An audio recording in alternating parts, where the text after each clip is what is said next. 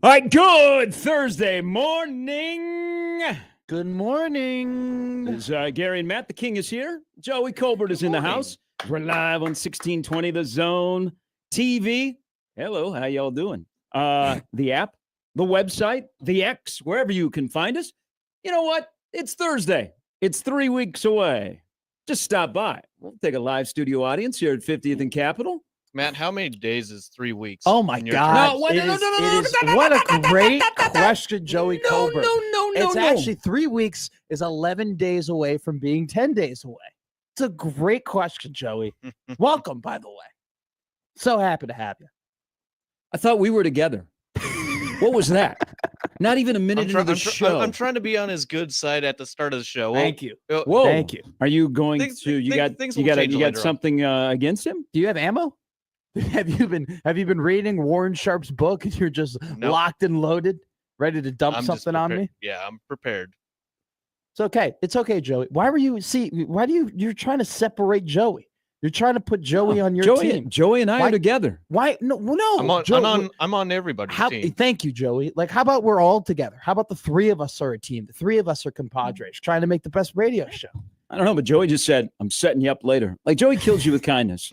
You're like the serial killer. I don't think Joey kills me with kindness at all. You say you go to school with someone and you're like, never saw it during school. And the next thing you know, they commit a heinous crime. And you're like, oh, I should have seen it. Wait a second. I don't think that's a compliment. Am I some of those notorious killers from back in the day? Yeah. Are you calling Joey Colbert for your sake and your family? I hope not. But would it surprise you? Yes, it would surprise me. It would. Joey, if you were to kill people, would it surprise you? It wouldn't be surprising. Boom! Do I know my serial killers? Not that you are one. Not that you are one, or that you have an intention to be one. With kindness. There you go. There you go. See, that's what he does. He's very subtle.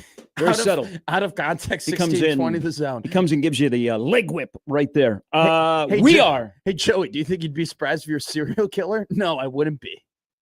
Those are questions you'll get nowhere else on any other program on 1620 The Zone. Is asking the producer if he thinks he'll be a serial killer. You know what? Those are questions that people want answered. They're just curious. People are by nature curious people, and they look at you and you're like, okay, there's something there. There's something mysterious about Joey Colbert. He is the king. He's got this weird Twitter handle. McMaster was trying to search you yesterday. Couldn't find you. He was trying to find you and Peter Krenzer. I don't know why. You followed us. No. I was recanting a story from months ago. It was about traffic because yesterday we had the rain and the traffic was a mess. And Gary gave a good traffic report. But I was saying that if you look up Joey Colbert up on Twitter, one of the top things is somebody saying everybody are a bunch of a-holes on the road. I'm Joey Colbert. Which is fantastic. Which, you know what? Let's just, I think we need more Danny Busboom Kellys in the world. People who know that they're good? Let's just say I'm not a fan of drivers in the city in general. And I could be very animated on the road. Okay, let's deal with some facts. You're absolutely right. Okay? Because my drive-in this morning, there's a lot of construction in this town, and I drive on side streets to get here. The only major street I hit is Dodge for a couple of blocks, and then I'm on Leavenworth. But they're on 52nd. They have scraped the entire road, so you have elevated manhole covers. Okay. But it's just there's construction everywhere. What happened? Like, people just take the summer off, and they're like, you know what? School starts in West Side and Bellevue today. Let's go back to just tearing up the roads. Just do it all at the same time. Yeah, and then in a city, you're absolutely right. We don't drive very well. We don't drive. The fundamentals aren't there. Yeah, that's a good way to look at it. They're just not. Yeah, and that's why we lose one score crashes. So I live near. We're not disciplined enough. I live right by a group of roundabouts over in central Omaha. And why are you afraid to give up your address? Because you are a serial killer or what? Okay, that's fine. Nobody needs to know. I feel like it'd be the opposite. If he was a serial killer, I think Joey would mid-central Omaha. There you go. Be around a lot. That's a good way to put it. Okay. But anyway, people do not know how to utilize the roundabouts there. If you're trying to get in, you're supposed to yield. If you're in the circle, you got right away. Yes. And people just don't know how it works. People don't understand the pedal is your friend on a roundabout, and the pedal is your friend when merging the highway. And this area, semi trucks will go through because they have loading docks in. Yeah. That's tough. I'm just saying this now. But yeah, it can't fit a semi truck, and they have to go over. The barrier. Yeah, over the barrier. Well, the amount of people in this town who don't understand that when you're merging onto the highway, you don't brake is quite incredible. Yeah, people don't know how to zipper merge. No, the amount of times that you just see the red lights, the red brake lights flash when you're trying to get in from like 480 onto it's the worst place to merge in Omaha is going eastbound Dodge from 144th because you got so little room approaching the Boys Town Street exit. I will say when you go from 480 to the Dodge Expressway, right there by Topgolf, and you either are going to be on Dodge, you're going to be on Dodge Low or Dodge High. People don't understand that either, but that's okay. You know what? It's always slow because a lot there. of people are moving to this community because they want to be here. They just don't know how to drive. So we're going to have to put up with it. So welcome it, everybody. The 2/3 of the gang is here. We are. Sorry. Excuse me. Were you about to join the list of 16 Twitter Zone hosts that have sworn? No. I was going to say Fox Sports. Oh. I said this the other day. I do give credit to the radio show hosts for finding ways to make sure our dump button works before we head into the post-game reaction show. Let's don't overreact that people just swear all the time, okay? Like Connor meant to swear. I did not. That is not true. That's the opposite. That is complete opposite. You totally meant to swear. Are you sure? And you thought you were back with a bunch of your buddies talking about the terrible schedule Indiana had, and that came out.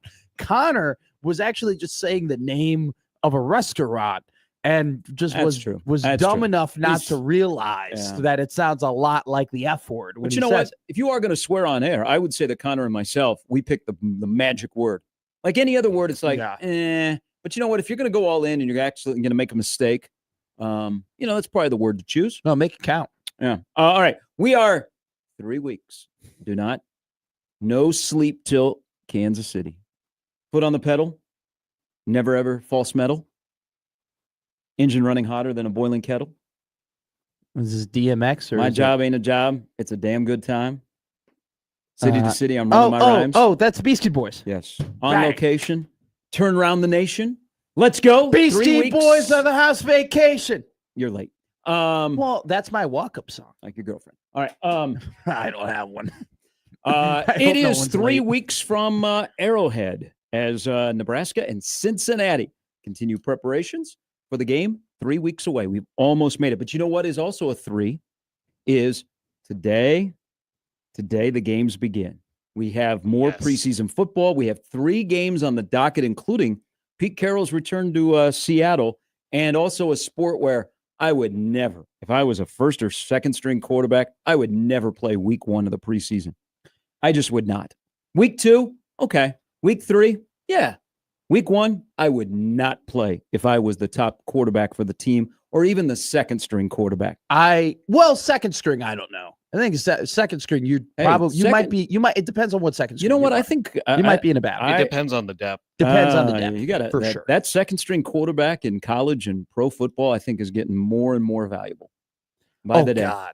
But also, too, I do think that it's becoming like the quarterback play overall, just in football, I think is rising. Just you look at the amount of talent that you got in college football with all the 5 stars that are playing this year and 4 stars that are playing this year, that'd be pretty damn good. But man, this whole you can have 3 quarterbacks on the roster type deal. I remember when the backup quarterback battle used to be like the biggest deal on Hard Knocks. Like you would have like quarterbacks you never heard about, and they would be like life or death trying to be the backup to like a guy that they're never going to overtake, but it's like the most important thing in their career. Yeah, and now we have this. What San Francisco quarterback did we name this rule after Brock Purdy got hurt in the NFC Championship game? What we call it, the Anthony Johnson rule or something like that, where you can have 3 QBs on the roster. That's completely killed one of the best parts of Hard Knocks. There was a similar situation with the Denver Broncos. I think there's other things that have killed Hard Knocks. Yeah, totally right. No swearing. The Bears, the Browns, the Broncos, or the Bills. I'm about 10 minutes in.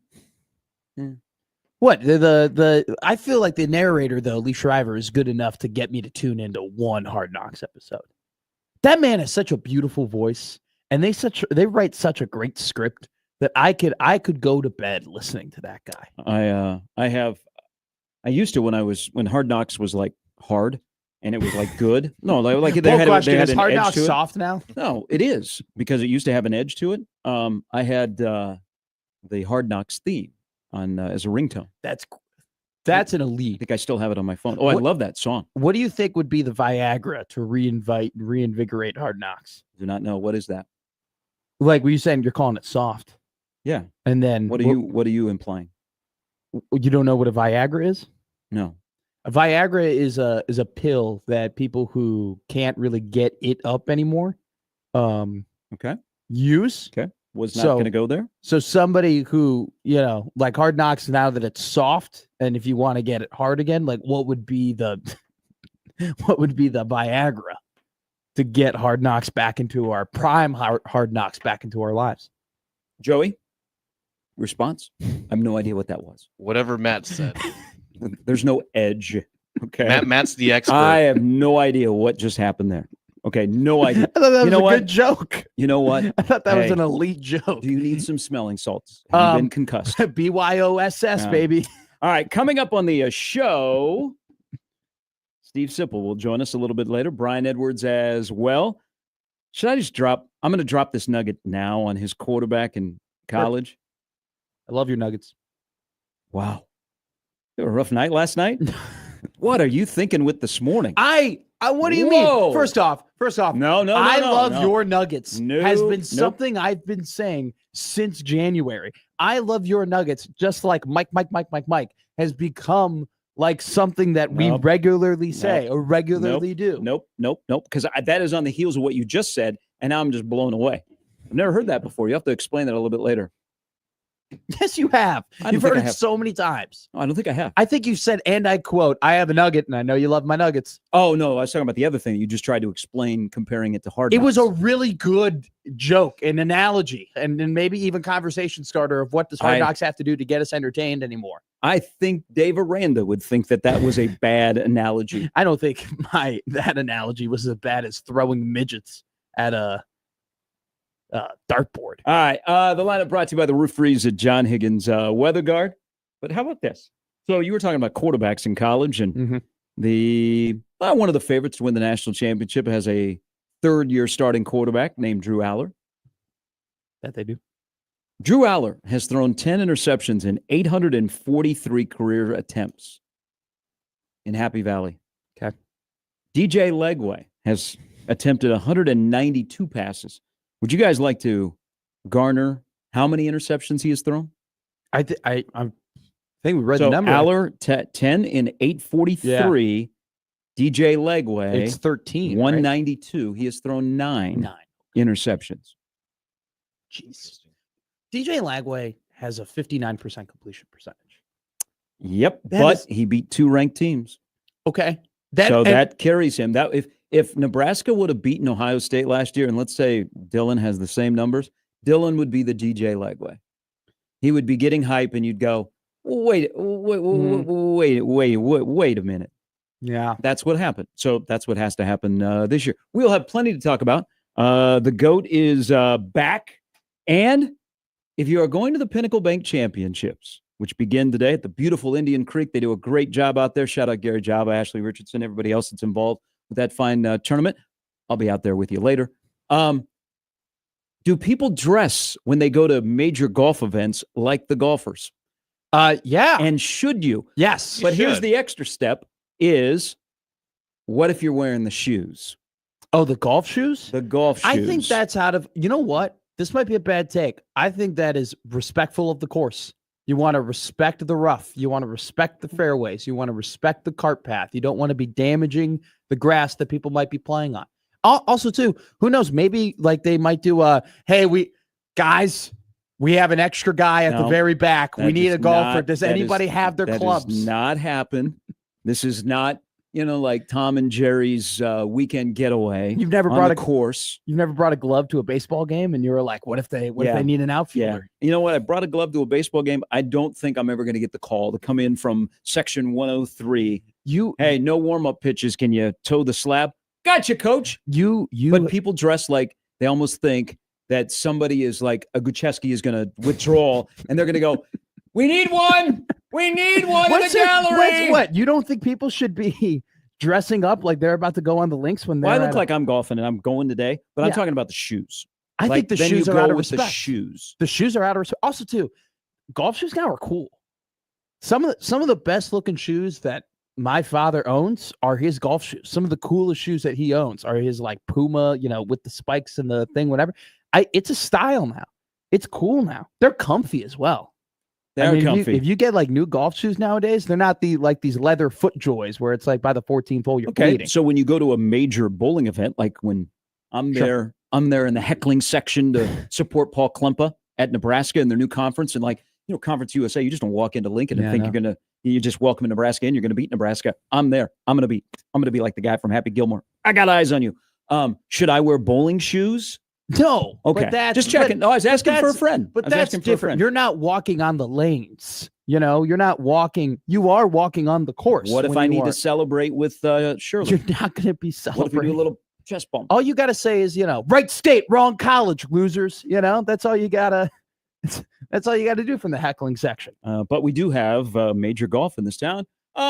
It's not like the old Cox Classic. We do not have the 19th hole and all of that fun. We only have memories. But if you're headed out there today, the weather is warming up.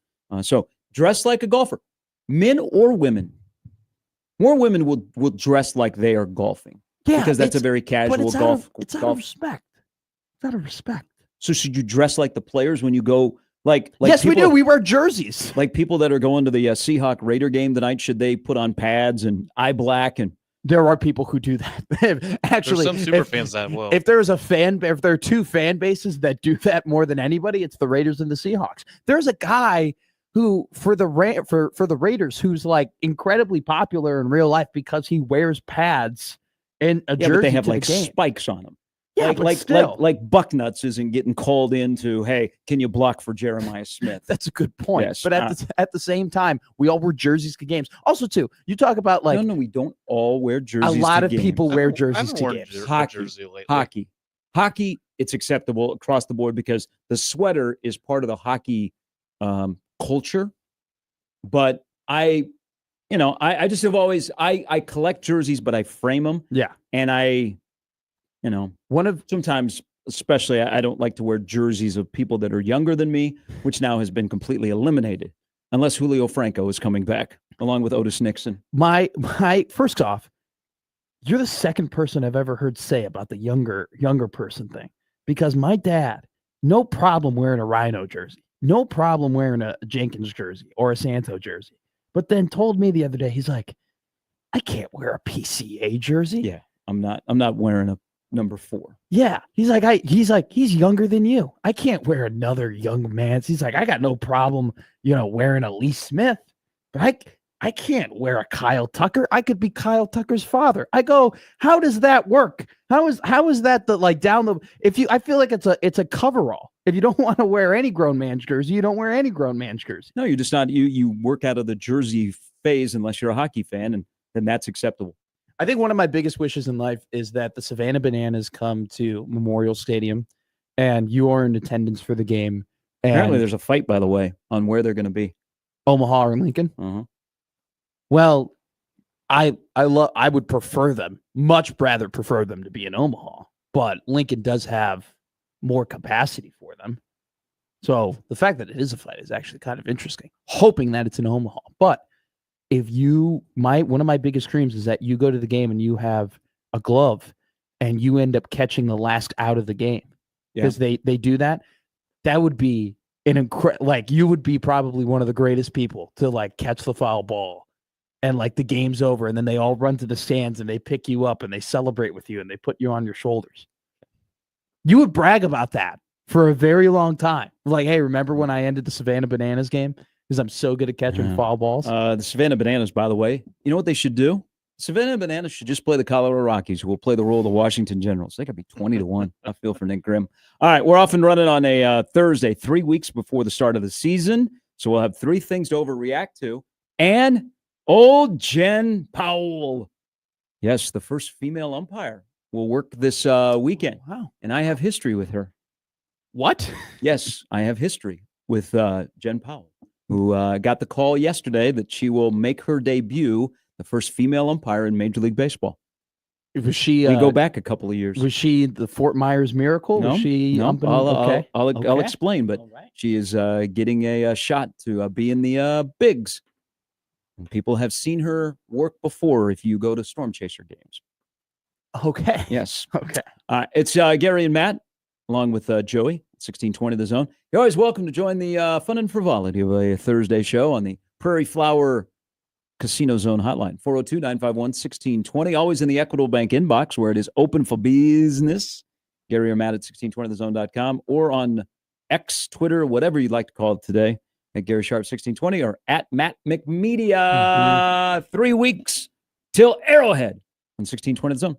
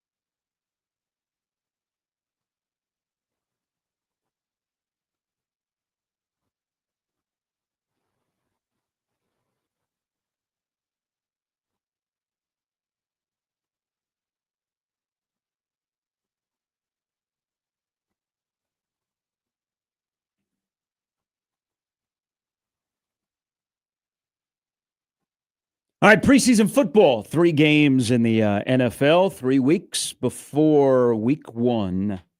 Now, coming up on 2 weeks before Farmageddon invades Dublin, Ireland.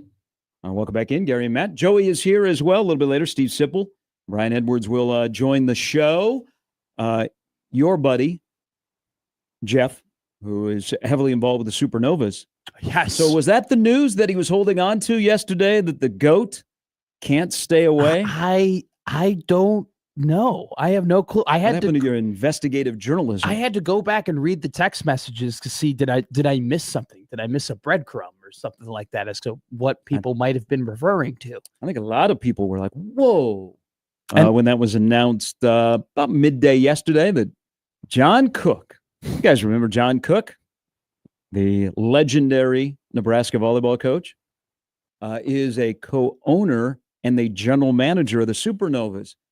It was a flurry of volleyball news in this city yesterday. Yes. Any other city, it would be like, in Omaha, you're like, whoa, what's coming up next? What's going to happen today? But John Cook, who can't quit volleyball, and I think it's okay that he's still involved in volleyball, has attached his name to the Supernovas. So the Supernovas, who have some really good credibility, it just adds further to John Cook. John Cook doesn't do anything half-assery, and it's not like he's going to do things remotely and be like, you know what, it's only in name only. John Cook doesn't attack things and say, yeah, I'll just throw my name on it. He gets involved. His name is on it, but he gets involved with things. Does add more credibility to what the Supernovas are doing, regardless of what that role is. And not really like day to day, and you could probably do most of it remotely. But wow, hello, John. The league doesn't exist in part without John Cook, and in part, not totally, but like John Cook and his continuation of the legacy of Nebraska volleyball and the championships they've won and the popularity that they have garnered and the sellout at Memorial Stadium definitely did things to boost the popularity of volleyball in general, which then helped this league get created. I'm not saying it's all because of John Cook, but the popularity of Nebraska volleyball I can see and John women's Cook. Sports have grown that there's a lot of money involved. Yes. Okay. And I think you could say undoubtedly that the Omaha Supernovas and Love B, they are popular in volleyball in this state because of the legacy of Nebraska volleyball and how great that they've been. And so I think it makes total and absolute sense that the Omaha Supernovas tried to go out and get John Cook and attach them to their brand, because like you said, it does nothing but raise their credibility. And I think it's awesome. I think it's awesome for the sport. I think it's awesome for the city. I think it's awesome for the team. And there's just no downside. No, I wonder. So, this shows you how big volleyball is, and especially in this city. We had Kirsten Bernthal Booth on yesterday, and Jordan Larson made the big announcement, and they changed the name of the team. In a way, they are competing because they're competing for sponsorship dollars. I think they have a lot of carryover of fans. Now, I think one league has more popularity. The other league has better talent that is playing, but it doesn't seem like they're competing. Like somebody asked me yesterday, they go, do you think Omaha can still support two volleyball programs? And I said, yeah, as long as they don't run head to head. Their seasons are running parallel, but were there many nights where the Supernovas and Love B Omaha were playing at the same time? So they're not really competing, and you have so many volleyball fans that just love volleyball. Again, I go back to something I said yesterday. I don't think it matters who they're playing or what league they're in. It's just high-level volleyball there's a handful of Creighton and Nebraska players that you recognize, and you're like, oh, because you love the sport, and it's your off-season from college volleyball. I don't think anybody's like, oh, are you a Love B person or a Supernovas person? Like, I don't think it's anything like, are you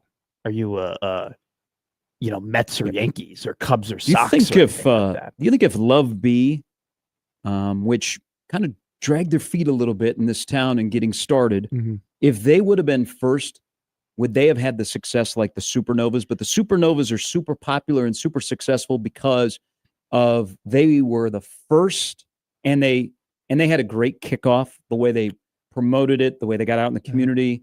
They're my dealings. They are more organized than Love B is. But I wonder if Love B went first and they were playing downtown, if that would be different, and Love B would be the dominant volleyball program in the state, and the Supernovas would be at Ralston Arena. I think it's location. I think the fact that the Supernovas play at the Chi is such a massive advantage, especially in this. I mean, it's just the Chi is just more accessible to go to than Ralston Arena. And I think that area around, you can promote, like if you're walking. I don't know. Hold on. Go ahead. What do you mean accessible? Well, accessible as in like the Chai is very well known, and it's in downtown, and it's like the arena, and it's like maybe not accessible, but just more like I think I know where you're going here, but I wouldn't say accessible because Ralston Arena is a much smaller venue, and it's probably easier to get in and out of there off of 72nd Street. Yeah. You're just talking about the perception. The perception. One is a NBA arena, and the other is a community arena. I agree. That's I think where more so I was going with. And at the same time too, I think there definitely is the advantage of if you go to any sort of concert or any sort of event, when you're walking in or walking out of the Chai, you have the screens that say what's coming up next. What are the events that are going to be here upcoming? Why are those screens so small, Joey? Like the one at Baxter Arena. I tell Adrian all the time, I'm like, you guys got to make that bigger right there at 67th and Center. They promote all the events, all the Omaha events that are going on in Baxter Arena and all the other auxiliary stuff they have, but it's so small you can't see it. But even the one downtown that's what you're alluding to at the Chai, that thing is small. It is small, but also I'm surprised they haven't built like a bigger one. You got plenty of room on the north end where you got that big parking lot area. That's where most people would park for Creighton basketball games or concerts. I would say just put it over there. You get video. You make it a huge investment inside on video boards. Why not make an investment outside to have a big video board that tells everybody the 4,000 concerts that are coming to the Chai and when Creighton plays and when Supernovas play? I do think, though, when you get inside of the Chai, though, they have a bunch of those smaller little like TV screens that are all around the concourse, too. Yeah, like, but I'm outside. Oh, outside. Driving by. Oh, yeah, no. It's not big enough at all. I mean, the screens that I was more so referring to were the ones in the parking lots where they have the little screens when you walk into the parking lots, and they got those little like digital things, and they go like, oh, here are the when like you walk artists, where the artists are going to be, yeah, but you're already going to that event. I'm talking about outside, right there where there's the one kind of main entrance that is not by the hotel, but is up by like DJs. Okay, so you mean like if you're driving by, like going to the airport or going. I don't, you want to see what's going on. The amount of times that I've been home in Chicago and on the Metro, and we go by the United Center, and they have that massive screen, and there have literally been times where I see that screen, I go, oh wow, like Harry Styles is coming to town, or Luke Bryan is coming to town. Like it's a great way of promoting things. So yeah, which of those two would you go to? Am I single or am I dating somebody? What does that have to do? If I'm single, is that something about Luke Bryan and Harry Styles? If I'm single, I am going to a Harry Styles concert. If I am dating, I'd probably go to a Luke Bryan concert. If I'm single, I mean the amount of women my age who are absolutely in love with Harry Styles who would be at that type of concert would be absolutely enormous, and I would more than likely probably be sitting next to one of them. So yeah, if I was single, I'd Harry Styles for sure. If I'm going to a Luke Bryan concert and I have a girlfriend, slow dancing, oh, that'd be great. Running the seats. You ever seen that? People slow dancing at the country concerts with their loved ones. It makes me sad that I don't have a girlfriend. Yeah, I'd love to be slow dancing in the aisle at the Chai, watching George Strait. On that note, here's another thing about a great day for volleyball yesterday. Nebraska's number 1, Creighton's number 12 in the preseason coaches poll. And all the news that came from Love B, which rebranded to Nebraska, and then the Supernovas introducing John Cook, and then they introduced a brand new coach, is they have to do something with the Love B name.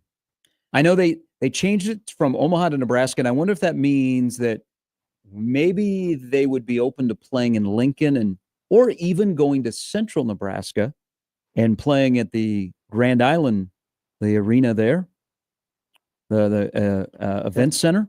If that's part of the rebranding, but they have to change. They have to do something. Everything can't be Love B. No one knows what Love B is. It's League One volleyball. I thought, Love B Omaha. Well, what is Love B? I thought it was like soccer. You know, where soccer will have like some funky names. Sure. I thought that's what it was. And then someone goes, no, it's League One volleyball. And then you put the city that they're playing in after. And I'm like, that's confusing. Doesn't Love B sound like where's a Love A? Like that, like hear me. Never thought about that. You but know, fill me in. Like Fill me in. like A and B level. Like there's USA, USL. Isn't there like USL League 1, USL League 2? Like there's Leagues 1s and league, like there's in France there's a League 1, and then I think there's actually League 2. Like when I think of Love B, I immediately, and you have the big capital B, I immediately kind of think like, is there a Love A? Maybe like on higher is there level. a higher level of Love Volleyball? Maybe that's me being like dumb, but like when immediately if in a league name, when I see B, because I am a soccer fan, I think, oh, this isn't the top level.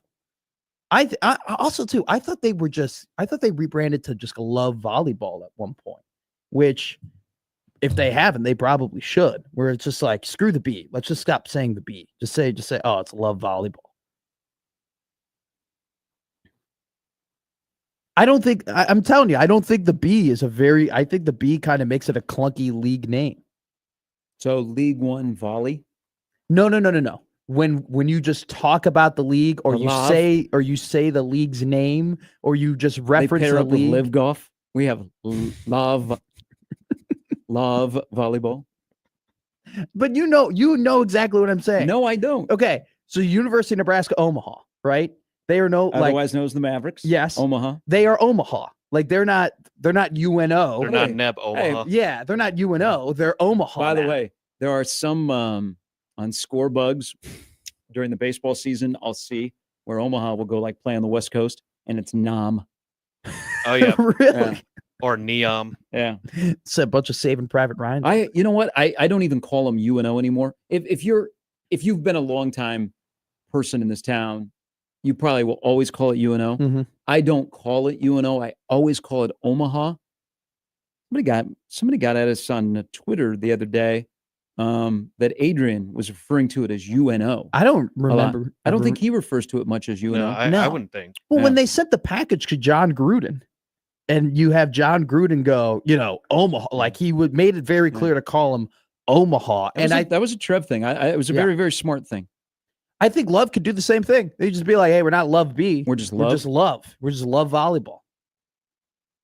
I'm telling you right now, I think the B is so the fact that you Major League Volleyball. Yeah, well, I think that's a whole other league. But PVF is open.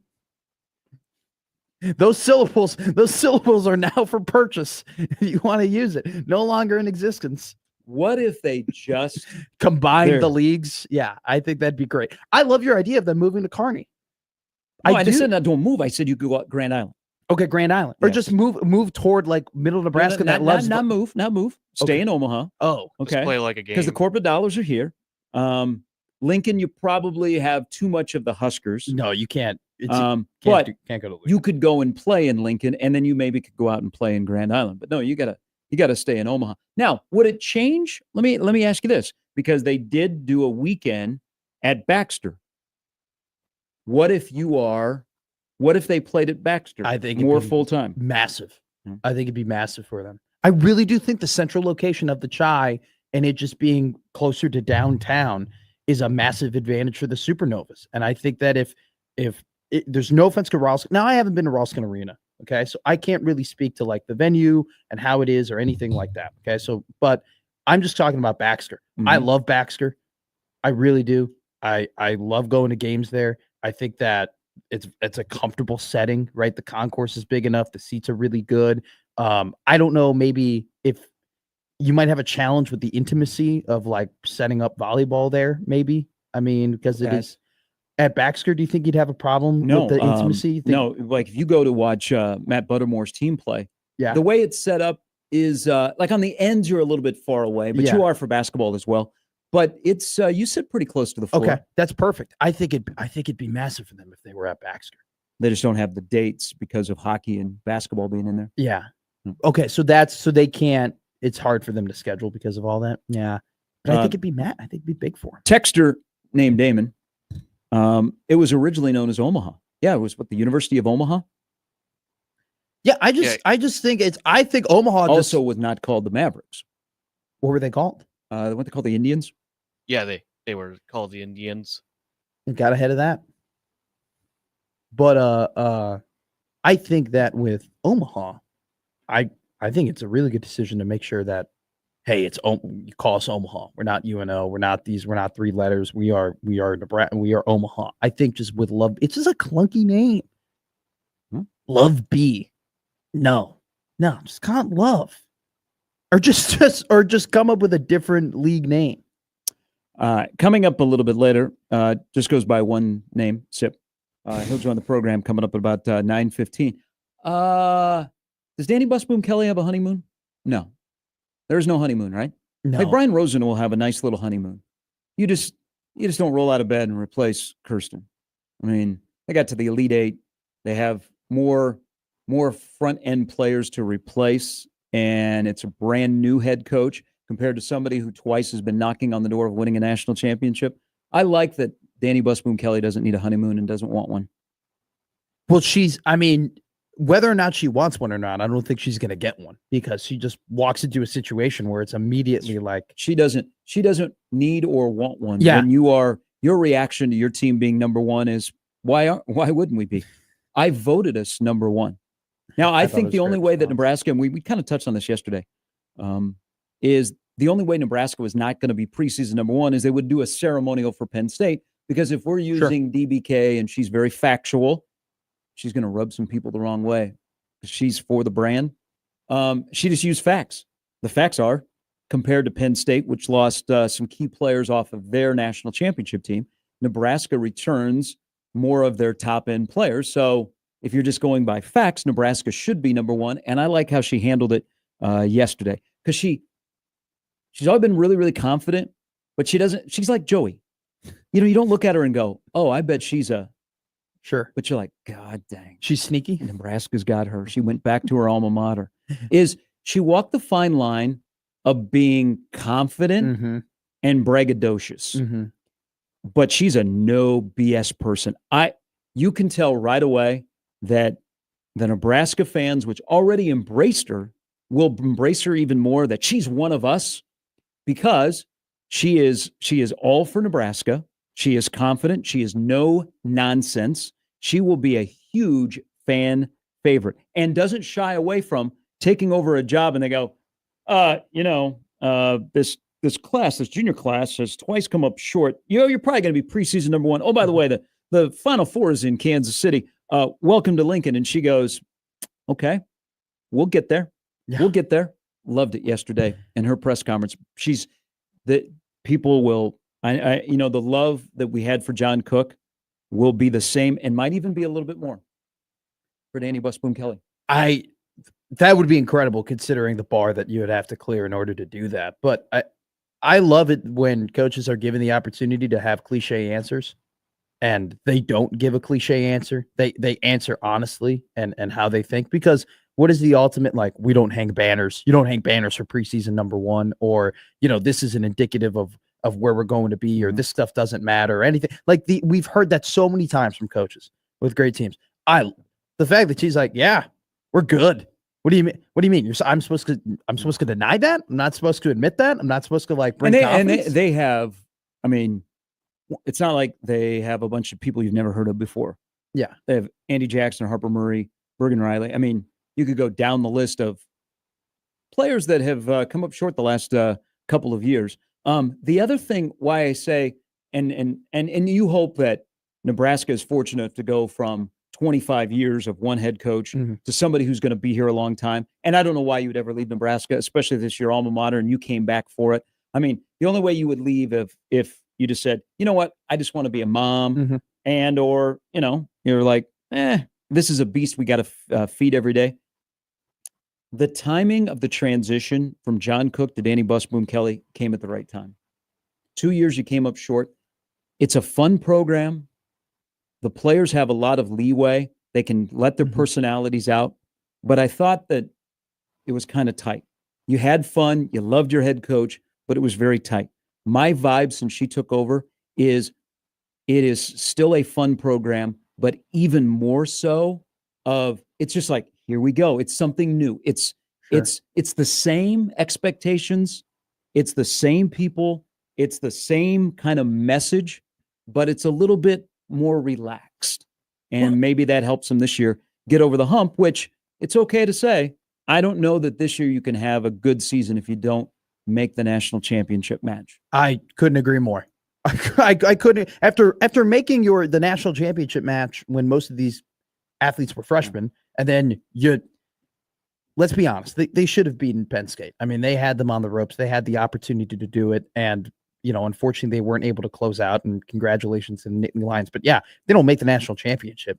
It's an absolute failure. But I think to your point, it's a great time for her to come in because the best teams are player-led teams, and these girls have been on the team at this point for so long and have set their own culture to where they are led by themselves. They are led by Bergen Riley, by Harper Murray, by Andy Jackson. So it would be a much bigger task for Danny Busboom Kelly if she came in and they were all gone and she had to completely rebuild the team and rebuild. And the I don't culture. think John would have done that for her. And I think John knew it was time, and John handed her something that she could get off on the right foot, kind of like Terry Pettit did when he handed it over to John, and John came in and took over a roster, and it just needed a little sprinkling of some JC on it. And also, too, you talk about the pressure. Like won a national title. Those teams, like Harper Murray and that team, loved John Cook so much, where they talked about like in the post game pressers of like, we wanted to win a title for Coach. We want to do it for Coach. Like that's what we're trying to accomplish. That, and that is an added point of pressure. And now that he's gone, it's almost as if you're not so much sad about, oh, we weren't able to do it for him. You just kind of look back at his career and you go, man, like he was one of the greatest coaches of all time. And I'm so happy that we were able to be coached by him. Yes. I said this the other day. Nebraska, something that does not happen very often. They went from the best coach on campus to possibly the best coach on campus. Now, Mark Manning called me, texted me. He said, hey, we're doing an event together next month. What are you doing? Give me some love. Yes, I give Mark Manning some love. Yeah. But it's not out of the realm of possibility. They went from the best coach on campus to the next best coach on campus. I think that does not happen. That does not happen at places when you have a program that is that high. What John Cook was able to accomplish, to say, all right, here's somebody who twice recently has taken Louisville to the national championship match. Since thanks for your participation. Since 1982, there's only been one coach who's ever been in their first year of coaching a team, and their team was ranked preseason #1, and that's Danny Busboom Kelly. Well, how many teams in the sport of volleyball have had a first-year coach that wins a national title? Nebraska. John Cook, baby. Yeah. All right. Off and running. We'll talk some football, y'all, because we are 3 weeks away. There's a lot of stuff going on. It's quiet in Lincoln again today. Tomorrow is media day. I haven't heard Clapton in a while, Joey. You have a hankering for Clapton on a Thursday? Does this just hit you? Yeah, give you a little Layla? It's just giving me the vibe today. Good to go to a concert tonight. What are you going to see? Australian Pink Floyd. They're performing tonight. Ooh. At the Steelhouse, right? Yep, they are. Ooh. Hey, Steelhouse is on a nice little run of having some of those type of shows. Like it. Welcome to the Big O. You know what? They have a big advertisement outside that tells you everything that's going on. I'm total agreement with you. But that's a lot of money. It's got to be so much money to like tear down a wall and then like completely put up a new wall that's all digital that you just completely wrote. Like that's got to be so much money.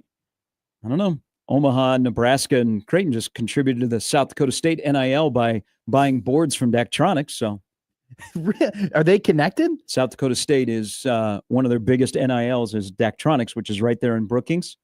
Wow. Yeah. So when you see the mammoth, and I mean it's mammoth board at Baxter, yeah, South Dakota State probably was able to go out and buy a right tackle. You're welcome, Dan Jackson. No, there's a shooting guard, hits a 3 over Omaha, and he points up at the board. He's like, that's what happened. That's what I was worth. All right. Hour 2 coming up next. It's Gary and Matt with Joey on 1620 The Zone.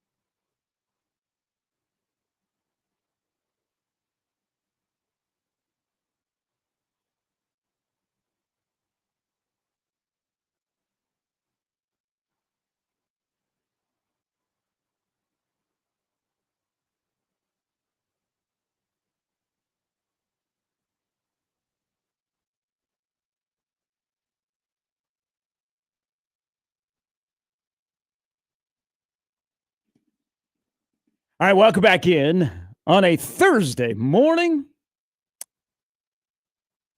How is the Joe? You can chime on this because you're a big wrestling fan. After the news yesterday about this time, I don't watch a lot of it. Really?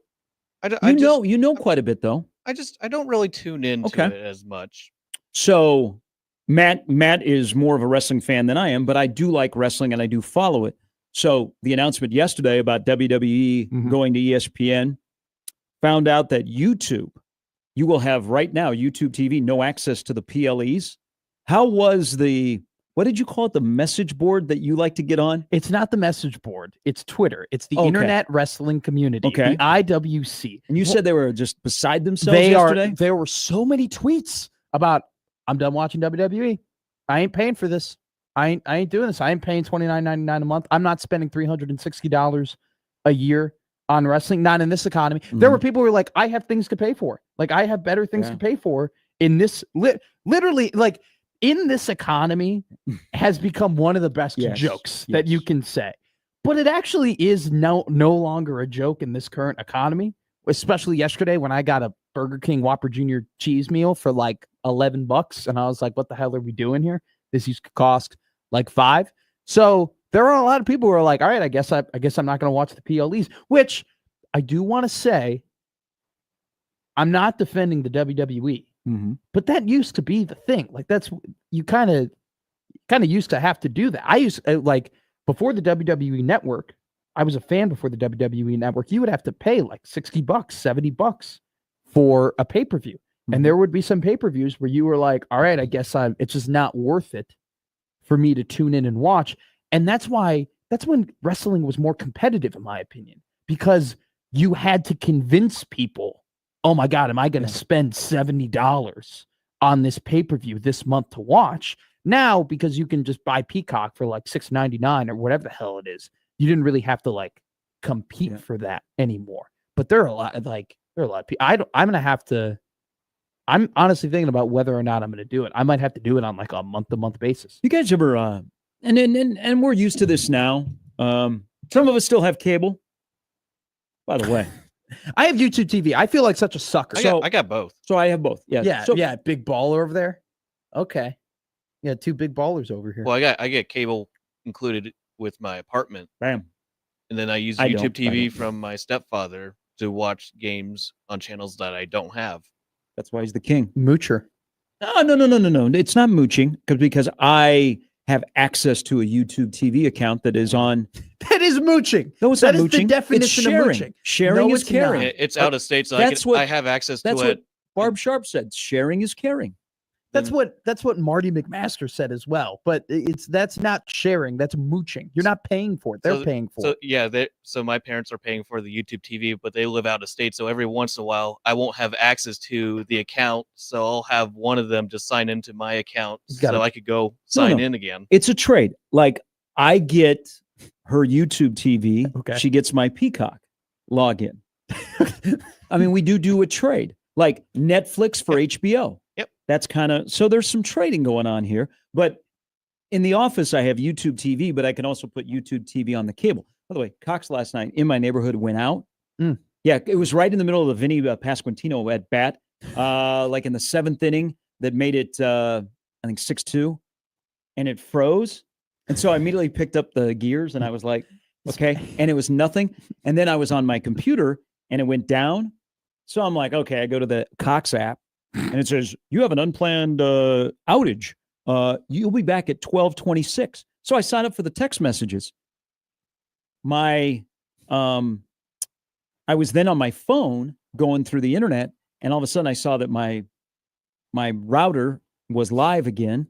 I didn't get a Cox message until I woke up this morning, like at 2:30. Everything is restored. No, it's not. It was restored like 4.5 hours ago. Okay, at my place. But that's beside the point. But have you guys ever, because we're used to now, we watch sports in the palm of our hand. We are used to streaming. We learn about bundles. We're wondering, are we the target audience for ESPN's $30 a month streaming service, or are we the target audience for Fox's one that ironically both launch 2 weeks from today? Have you ever added up to watch the NFL this year, how much it's going to cost you? Oh, God. Oh, Lord, are we? Because the Sunday ticket's like $383 the full season, but like Yes. $34.99 for 8 different monthly payments. So are we just saying you buy $383 for that, but then you need Netflix because there are games on Netflix. Then you need Prime because there are games on Prime. You need Peacock. You too. need Peacock because there are games on Peacock. And then what? You have to average that out over a 6-month span. Mhm. And so that probably, I would say probably it's up to $550, $600 to Something like that. watch a full season. When is the Super Bowl's got to be pay-per-view at some point in our lifetime, right? I hope not.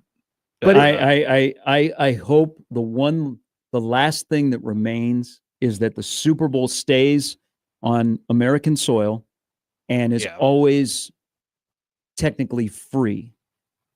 I mean, as long as it's always on ABC7. Yes, it's technically free. Yeah, I'm talking like pay-per-view. Yeah.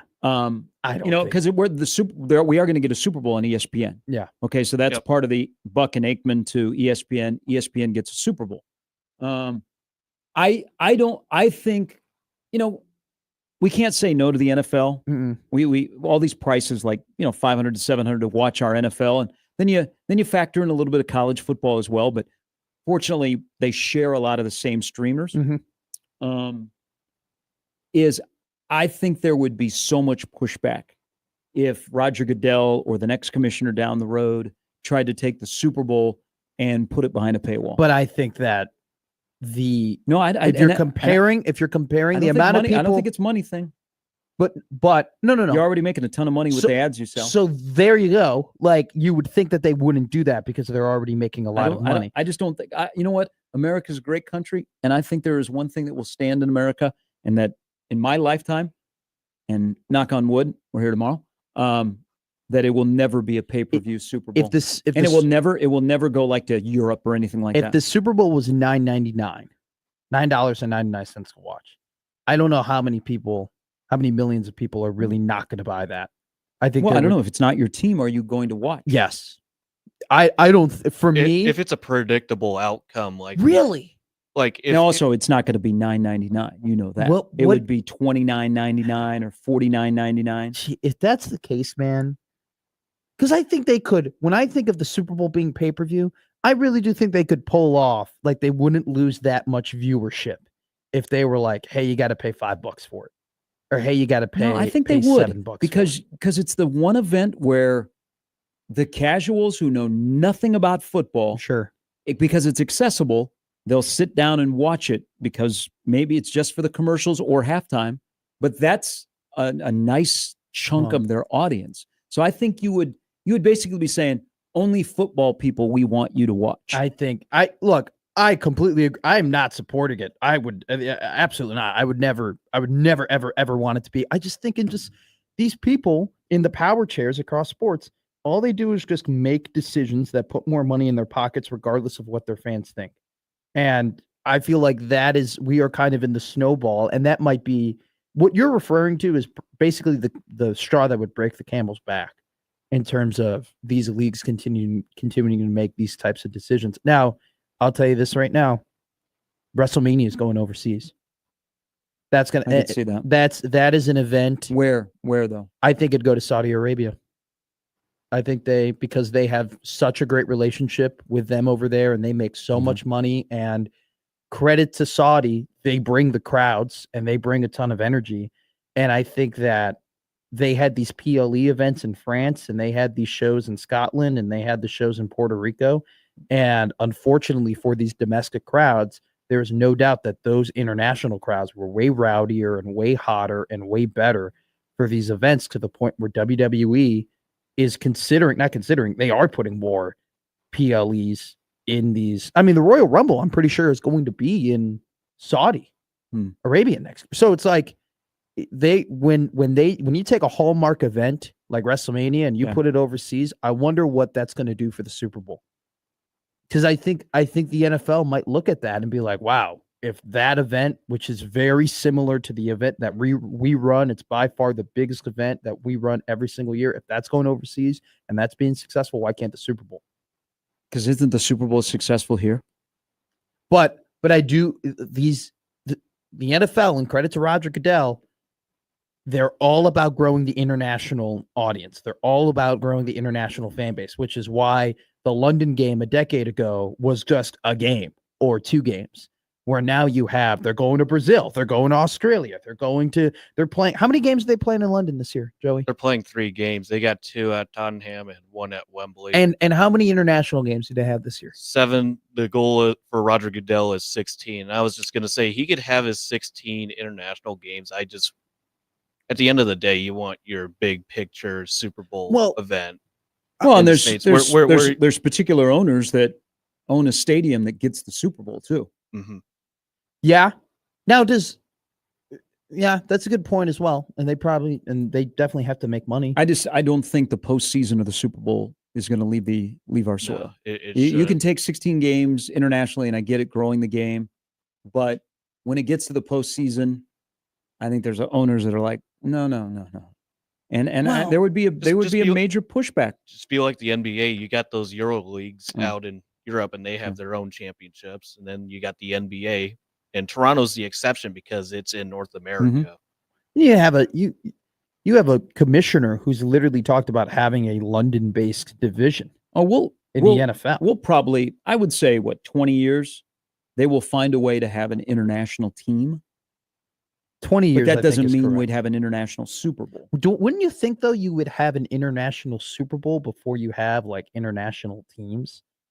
Like you would have just a singular event out there before you actually establish somebody who can win the championship based I don't know. Overseas. We don't ever take the U.S. Open out of the U.S., right? That is true.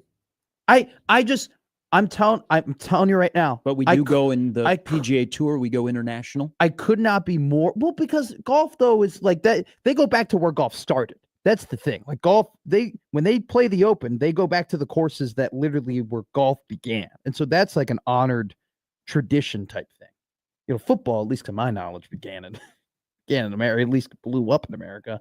I'm total lockstep with you. Total lockstep of I don't want paywall by my Super Bowl, and I don't want them. Honestly, I'm going to be real with you. I don't really love that there are that many international games because I think that they were cool and that they were a novelty. But if we're getting to the point where like the Bears are playing a very important game that decides their playoff fate, or they're playing the Vikings or the Packers or some sort of important division game, I'm sorry, I don't want to get up at 7:00 in the morning and watch them at 8:30. No, I don't want to do that either. And the Bears did have an international game last year. My fantasy. I forget that there's an 8:30 kickoff. But it is kind of nice though. You go right from the 8:30 game into the noon game. Yeah, it's nice. It's cool when there's like, I think the London game was dope when there was 2 of them. When it was like, all right, man, like this is it's a novelty. Like they don't play in this arena. Look at all the different fans. Now you get that every week. Now you get it every week. September, October, November. But also let's be honest here.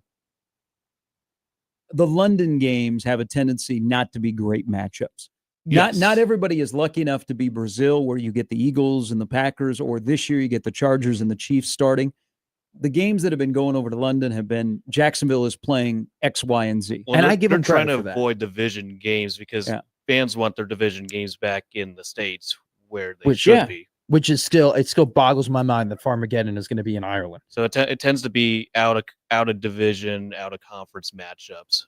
Which is I'm totally cool with that, but it's just incredible to me that Jacksonville hates their home stadium so much that they'd rather play multiple games in London. Well, they're going to be doing that in the next few seasons. They are putting a ton of money into their stadium, so that may change. But they also did it because they weren't selling out. People weren't going to the games. They could get a better following going over and playing in London. And also, you look at who their owner is, his connections. Mm-hmm.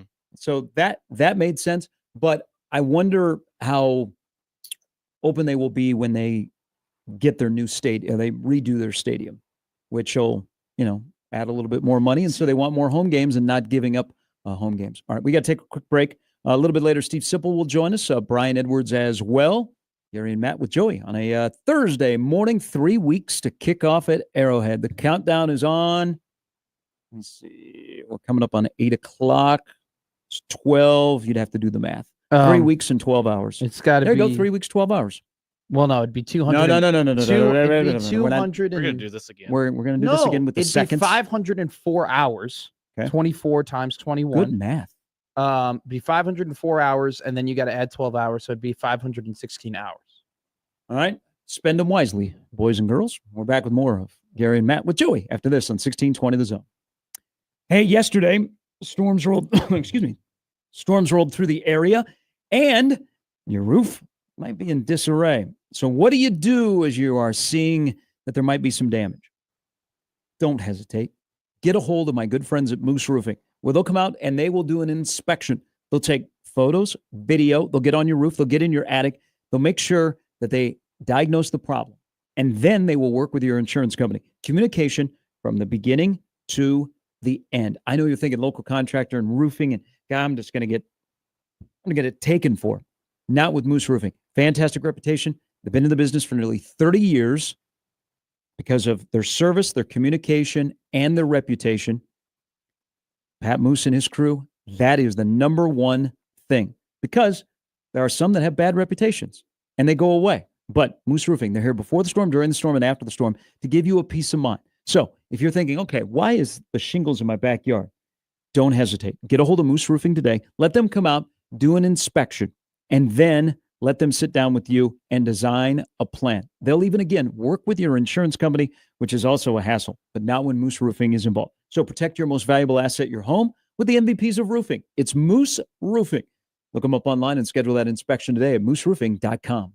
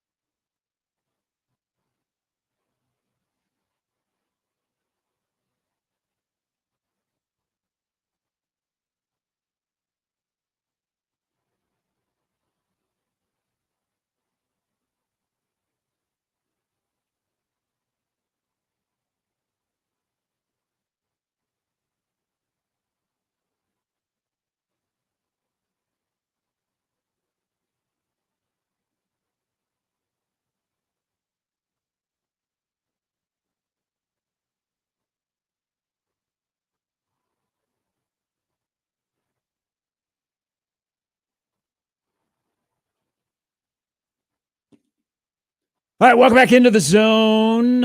All of you that have joined us on this fine Thursday morning. There's Matt. I'm Gary. Joey is here as well. So far, we've made it about 90 minutes. No Packer Bear back and forth. No. Would you? One of you like to start? We don't have the matchups until December, which I say is too far away. For one, how's your camp going? I hear going fine. Jordan Love's been talking with the media. I saw he loves Bolden. Matthew Golden. Golden, my bad. You already butchered his name. Did you hear former Husker signed with the Packers? Yeah, Isaiah Nair. Yeah. After he got cut by the 49ers. Yeah. He'll get some preseason reps. He's not gonna make the roster. No, God no. I mean, the San Francisco 49ers have one of the so the San Francisco 49ers wide receiver room is Brandon Ayuk, Jawan Jennings, and Ricky Pearsall. And after that, it's a load of crap. It is there. You got nothing else there. Yeah, I'm just trying to figure out what the Packers are going to do with their receiver situation. They already moved Bo Melton over to defensive back, and he's not listed in the official depth chart. The Bears have a former Husker and former Packer on their squad right now, who probably also won't make the team, but he's on the squad right now. Samori Toure is currently a Bear. Yeah, I just apparently they had a know nothing day yesterday. I didn't see any reports about what they did. They're just the day before they were just beating the absolute crap out of each other. And then Mike Vrabel outdid them and got a bloody cheek in a brawl between the Commanders and Patriots, which is awesome, which is incredible. And then I think Drake May compared it to he compared it to something. I totally forgot what Drake May compared it to, but it was really funny. I saw the tweet. Drake May said that they said in the locker room that Mike Vrabel's blood on his cheek was similar to Donald Trump's attempted assassination to the media. That's what he said to the media. Wow. Okay. It's a hell of an offseason or a hell of a training camp right now for the NFL. We have the Shador storyline. We have people getting into fights, which always happens. We have Micah Parsons and Jerry Jones consistently sparring with each other. It's awesome. James Cook is holding out. Kyron Williams kind of screwed over the Bills with that contract. It's incredible. It's great stuff. Football is back. Bet the 49ers over. Whoa, okay. I love him this year. George Kittle looks huge. George Kittle looks really good. Trent Williams if he's going to be healthy, they're going to be incredible. Jimmy G looked good against the Cowboys in the joint practice. Did you see that no-look pass? I love when Jimmy G plays in the Super Bowl. When has Jimmy G played in a Super Bowl? Yes, he did. He was a backup. Oh, San Francisco 49ers. Yeah. I'm a dummy. He advanced to the Super Bowl by only throwing 8 passes against the Packers and let the running back do their thing. Hey, speaking of Samori Toure, 2 things there. You guys think Nebraska will have a 1,000-yard wide receiver this year? No, I don't. Maybe you guys didn't even hesitate. I think there's a lot of mouths to feed. I think there are plenty of guys who can. I think they could have like 3 guys who who have 700 yards or who have like 600, 650 or above. I don't know and I think that's a good thing, by the way, that they don't have to be completely reliant on one guy and just have to throw the ball to one guy because they can only trust that guy to consistently get open. So I would bet against it. Now I think like Dane Key, he was pretty damn close last year. And Dylan Raiola is definitely going to be a better quarterback this season than what he had thrown to him last season. How long do you think the Trey Palmer record of 1,043 receiving yards sticks? 71 receptions that year. Do you know who had the second most receptions that season in 2022? Marcus Washington. Mm-hmm. He was 40 receptions behind Trey Palmer. So here's what I'm kind of getting at with the wide receivers.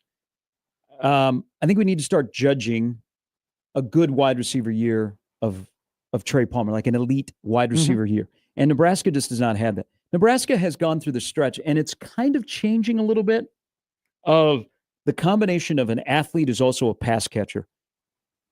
Gone through a couple of years where Nebraska just had a bunch of athletes playing wide receiver. Mm-hmm. And I look at Barney, and yes, he's very athletic, but I look at his craft, and like he wants to be a good wide receiver. Like Dane Key not only looks like a wide receiver, but plays like a wide receiver. You know, like Banks and Nayor look like wide receivers, but do they play like wide receivers? And Nebraska's gone through the stretch of just athletic guys that they're usually the fastest guys, so they're going to play wide receiver. And you're just going to say, hey, somewhere down there is Trey Palmer. But Trey Palmer was different. Yeah. But I was thinking about his season. So 1,043 yards, Marcus Washington, 40 less catches in that season. Do you know how many less yards? I'm pretty sure Washington had what, like 453? Close, 471. Yeah. Wow. That just showed you 12 games, 71 catches for Trey Palmer, 1,043 yards. That, Joey and Matt, that's what an NFL wide receiver looks like. And you could say, well, who was throwing in the ball? Trey Palmer? Chuba, Logan, Casey. I mean, I do want to say this, like, okay, Casey Thompson, not the greatest quarterback, not necessarily a draft pick, not a Heisman Trophy guy, but definitely was very capable. Oh, most definitely. And was pretty damn good. And the drop off, like when he got hurt against Illinois, man, that drop off. Yes, they were trending in the right direction in that game. Well, people do forget that the play before he got hurt, there was an out route to Trey Palmer that Palmer was wide open on, and he kind of just overthrew him. And if you catch that ball and you're inside the 10-yard line, that throw that causes his injury probably doesn't happen. But I think the 1,043-yard record will be broken quicker than people think. Okay. I think that Nebraska, you need two things. You need a good quarterback, capable wide receivers, and we are in a time now where throwing the ball has never been more prevalent and more important in offense. Look at Nebraska's future. They have Dylan Raiola for this year. Hopefully they have him for another year.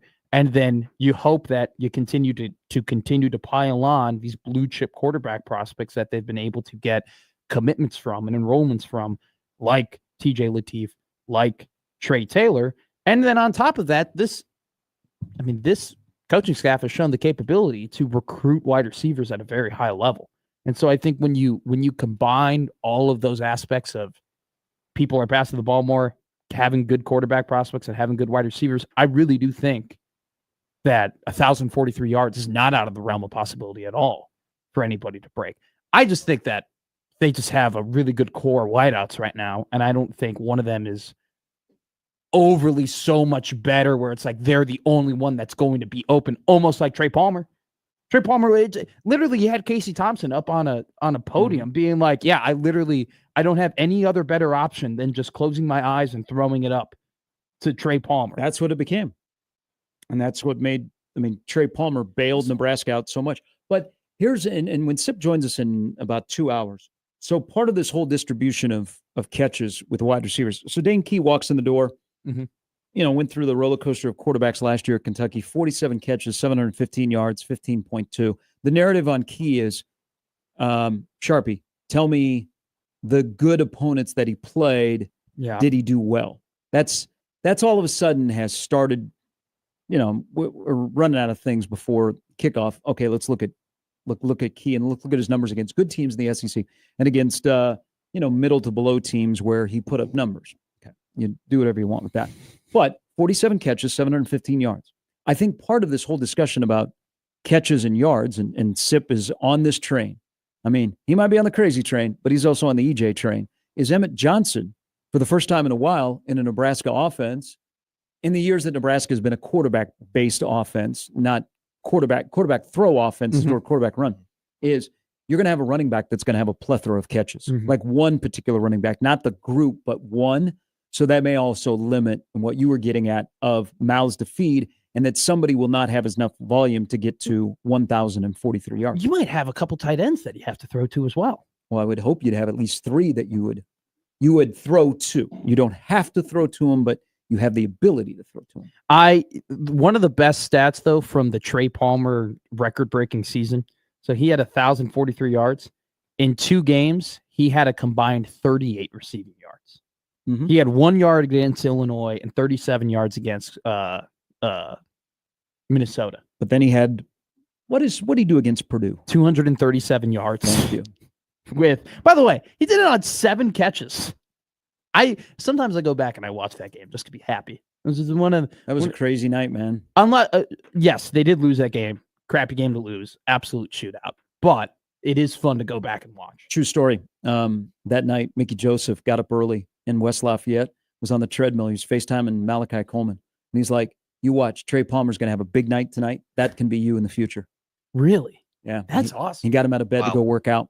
He was like, what are you doing? Why are you sleeping?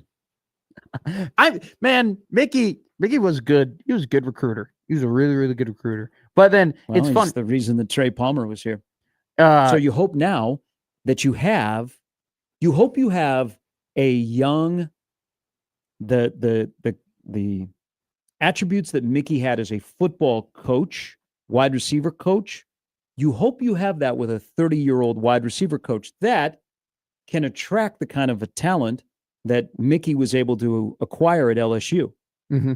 I mean, if Mickey's not here, Trey Palmer's not here, and we're talking about, man, Nebraska. It's about Stanley Morgan's been a long time ago.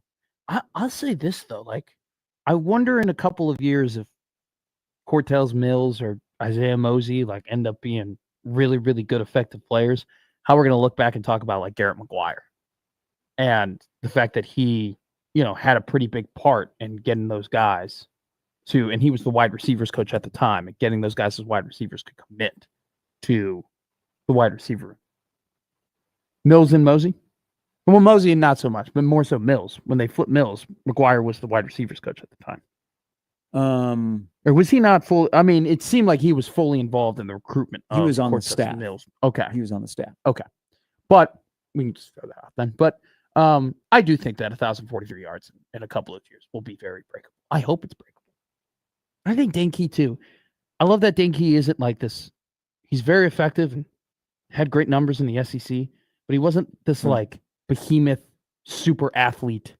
No, giant. That's why. Okay. So, but he's not just an athlete. I think he's also a wide receiver. That's why I would just like to insert here that 17 makes a play to be wide receiver 1.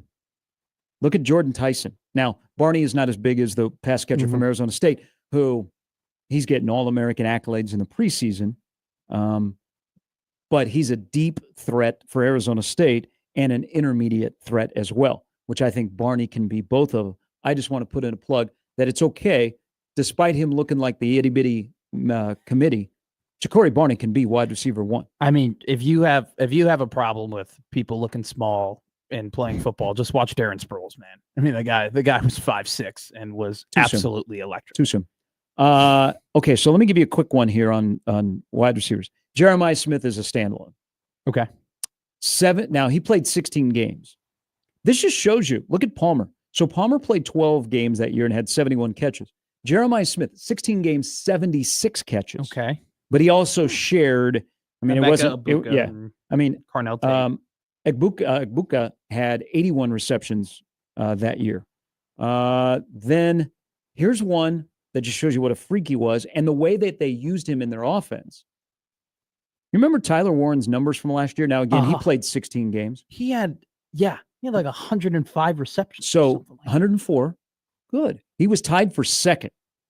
Fannin Jr., draft pick from Bowling Green, had 117. Nick Nash from San Jose State had 104. And then Warren had 104. So 104 for 1233.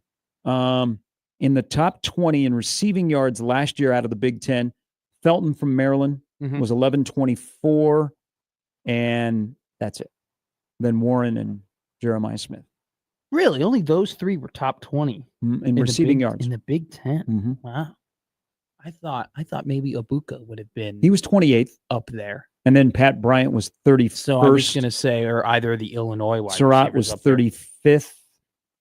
It's kind of dependent on how many receivers you got on a team that you can definitely utilize. There's certain teams that will use one guy for most of their offense. Yeah. That's kind of how you get some of those small schools in there. Well, we've never really had this discussion about, because of the way this offense is built. I mean, what if Ja'Cory Barney had 55 catches last year? Is that right? I know he had no touchdowns. I think 55 was his catches, which was number 1. That makes sense because his yards per catch was very, very low. Yes. Wow, look, 55 on the dot. You and I are killing it. So right now. Emmitt Smith, 50 catches in 2025. Over under. You mean Emmett, not Emmett. Emmett Smith. Johnson. That'd be crazy if Emmitt Smith in this offense got 50 catches at that age. Holy cow! Like Emmett Smith Johnson. in a scat back. If he gets 55 catches, is that your over under or is that what? Sorry, I just said 50. So just do the math. 12 games. Yeah, 50 receptions. I think that's standard. That's about 4 a game. That's at least 4 a game, and you figure he's going to be a 23 to 25 touch guy. Maybe 18 of those to 20 are actual carries. And also too, the receptions will be, extensions of the run game as well. So I could definitely see 4 receptions a game. I could see them trying to swing it outside a couple of times a game. I could probably see them maybe doing some cross screens or whatnot. Do some touch passes. Yeah. Well, plays. the touch passes would probably be more so Barney than Johnson. But I'd love to see Emmett Johnson run a Texas route, or run an angle or something like that and try and maybe get him lined up with an unathletic linebacker because he's just so slippery like that, where I think that could gash the middle of the defense. Now, there are records at Nebraska that you like, I don't know if that'll ever be broken. I mean, there's many pages in the media guide. Corey Ross, 2005. You know how many receptions Pork Chop had? Remember that offense. Remember that offense, the West Coast offense with Callahan. I do not. Joey? I could just give a random guess. I would say probably 85. That's actually a really good guess. I'd probably say about 75. So we're here going, man, can Nebraska's running back get to 50? Now, we probably have to peel back and look at the pass catchers in 2005. If there's an injury in the wide receiver core, and that injury isn't Ja'Cory Barney, he could do it. He could totally do it. Especially if.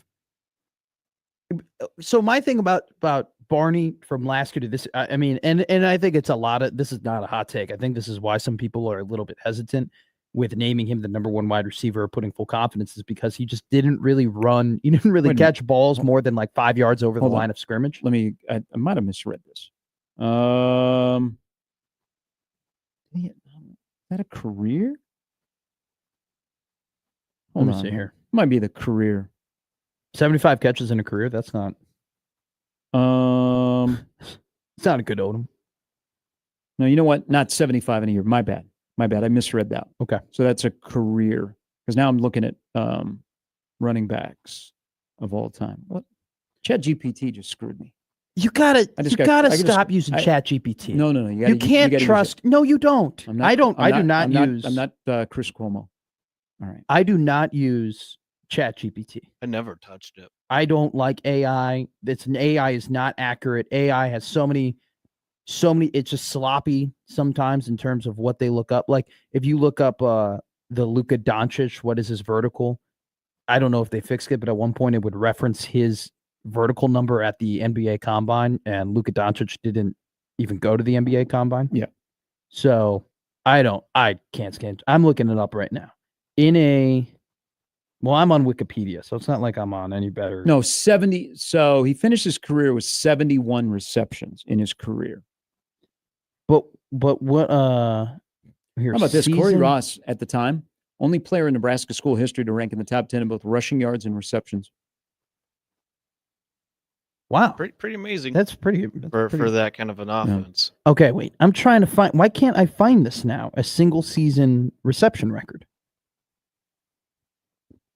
Whatever the single season reception record is, as long as it doesn't go over like 90, I think that Ja'Cory Barney could definitely break it, because he's just the type of, especially in the short routes, just has a knack for just getting open and for just being faster off the line. But I do think that he needs to improve on. He just needs to add a couple more routes to his tree. All right. Coming up a little bit later, Steve Sipple and Brian Edwards will stop by. Penn State would not like to stop by big noon games. Not their problem. It's somebody else's problem. We'll get into that as we roll till 10 on a Thursday on 1620 The Zone.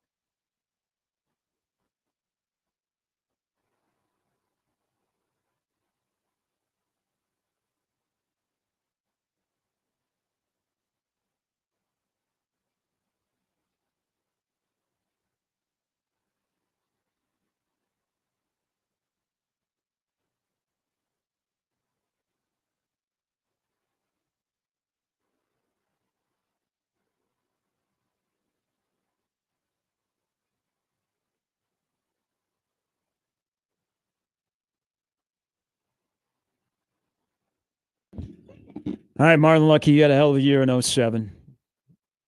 I don't know why you're going on ChatGPT to look up records for Nebraska football when somebody has literally deemed you better than ChatGPT when it comes to Nebraska football records. Wow, Sean Hill. Now I'm going back through that 07. Do you know France Hardy? I forgot about Sean Hill playing tight end at Nebraska in 07. This is how we met, by the way. Do you know this? 07? No, not in 07. I was Young 5. Matt I hope. Yeah, Meeting I completely I was 5 forgot years old. about Check Down Charlie. Check Down Lucky? Getting a 75 reception. The thing about that year, so Emmett's not going to have 75 receptions. But No. I think Emmett Johnson will be scratching at least 50 receptions this year. The 07 season, Marlon Lucky touched the ball 281 times because he ran the ball 206. Like Marlon Lucky walks in the door, heralded. To some, and I think fair, he never played like a 5-star, but his career has aged pretty well. If you take a step back and you go, okay, look at what they used him and what they used him, he should have been used, or the way he wasn't used. But the man had in 2007, carried the ball 206 times for nearly 5 a pop, 1,019 yards, and then caught the ball out of the backfield as a safety valve 75 times. He did not lead the team in receiving that year. Mo Purify did with 814 yards, but 281 touches. Every time he touched the ball, at least 6 yards. But with Lucky, like it's almost the reverse of what's happening now. Because his team was unlucky at 5 and 7? No. Got their coach fired? No, because he was you've had better. You've had so much better. You've had way better one-liners. But he was a little bit of the opposite of what's happening now. It's because he was a running back that was after, granted maybe 20, 25 years after, but he was a running back that was after so many historic and incredible running backs, in terms of like, this is like the standard production of what a Nebraska running back does. And so he didn't really like live up to the legacy of like a Rozier or a Green or a Phillips or a Jones. And I think people, when he literally, until Dylan Raiola was the highest rated recruit of all time, like I think people had those types of visions for him. And so because he didn't meet up to that. But now that we've gone through this run after Amir of just not having these high impact running backs, you look back and you're like, wow, you would love a Marlon Lucky over the last couple of years on one of these rosters. It has, I would just like a natural running back. Just like a running back that is a running back. I want a Monty I don't want an Ball. athlete. We need to stop having athletes that play positions. We need to have athletes. We need to have athletes. I like some dudes. I like acquiring dudes. We had that. Okay, we got to have athletes that play their position well. They're an athlete that is a wide receiver, not an athlete playing wide receiver or an athlete playing quarterback. We have an athlete who is a quarterback. Thank you for my TED Talk. Kind of had that issue with Wandale Robinson, just did not know how to utilize him. We either put him in the backfield with the quarterback or put him at the receiver slot. Couldn't figure that out until he went to Kentucky. Can you imagine Wandale Robinson and a Dana Holgerson offense? Oh, God. Yeah. Oh, my God. That'd be a nightmare for everybody. And the versatility. The Ohio State Buckeyes. Yeah. And I saw a great hat. I don't know I don't think it's the official store, but it's just a hat that says the. That's so dumb. That's so stupid. It's a scarlet hat. That's so stupid. That just has the. If it's got a rope on it, that might be my nightmare of hats. There is no rope. Okay. It's got to have. Looks like a hat that I would wear to the Pinnacle Bank Championships today. Stupidest thing ever. Yeah. The Ohio State hat. How does that hat just says the. Doesn't that hat, by the way, have like, it has to be in cursive lettering, right? No, just it's block. not. Are you looking at it, Joe? Yeah, I'm looking at it. I feel like that hat actually could be way better. That hat, that says enough. Get it for $28. Funny enough, when I look up the Ohio State hat, the first hat that comes up is a cursive letter Buckeyes rope hat. This just is block letters. And then it's got those 3 stripes. That sucks. I would never know. What are you like rooting? It's a great hat. It's nice and simple. It's nice and simple. And you know what? People are going to go, what is that hat? I'd be like, it's are you the Ohio State University? Nobody would know what you're rooting for. Nobody would know. I would look at that and be like, are you a fan of Poland? Are you a fan of Bulgaria? It looks a little bit like the Polish flag. Or the Switzerland flag. It just looks like a flag. It doesn't look like... Joe, you are a Big Bang Theory guy, fun with flags. Does it look like the Polish flag? Fun with Flags is one of the best. It's more sitcom showcasing bits Ohio ever. State's colors. Now, I think Fun with Flags is probably one of the only times I laughed at the Big Bang Theory. That and when they got that whiz kid drunk and they ended up ruining his life. but Ohio State's in the news because their athletic director talked about improving their game day atmosphere. How? They got to... They should ask Amy Just about how you improve the game day atmosphere in Columbus after what happened last year. People were throwing stuff on the field. Oh, really? I thought you were going to say play more Darude Sandstorm. No.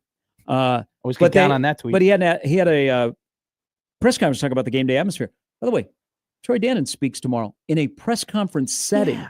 So he'll take questions, which he hasn't done very often. Like, he's very accessible, but in terms of a group setting with the media, tomorrow, Troy Dannon will have a press conference before Nebraska's media availability with assistant coaches, which I really like. That's good. He's going to talk about probably the game day stuff and some other general things. But Ross Bjork, the athletic director at Ohio State, was talking about their game day, things they're going to do to improve it. And then he dropped in probably Penn State, Ohio State is going to be a noon kickoff. And we already know that Ohio State fans are upset with Fox because they're playing at big noon. I think Ohio State is upset at the wrong people.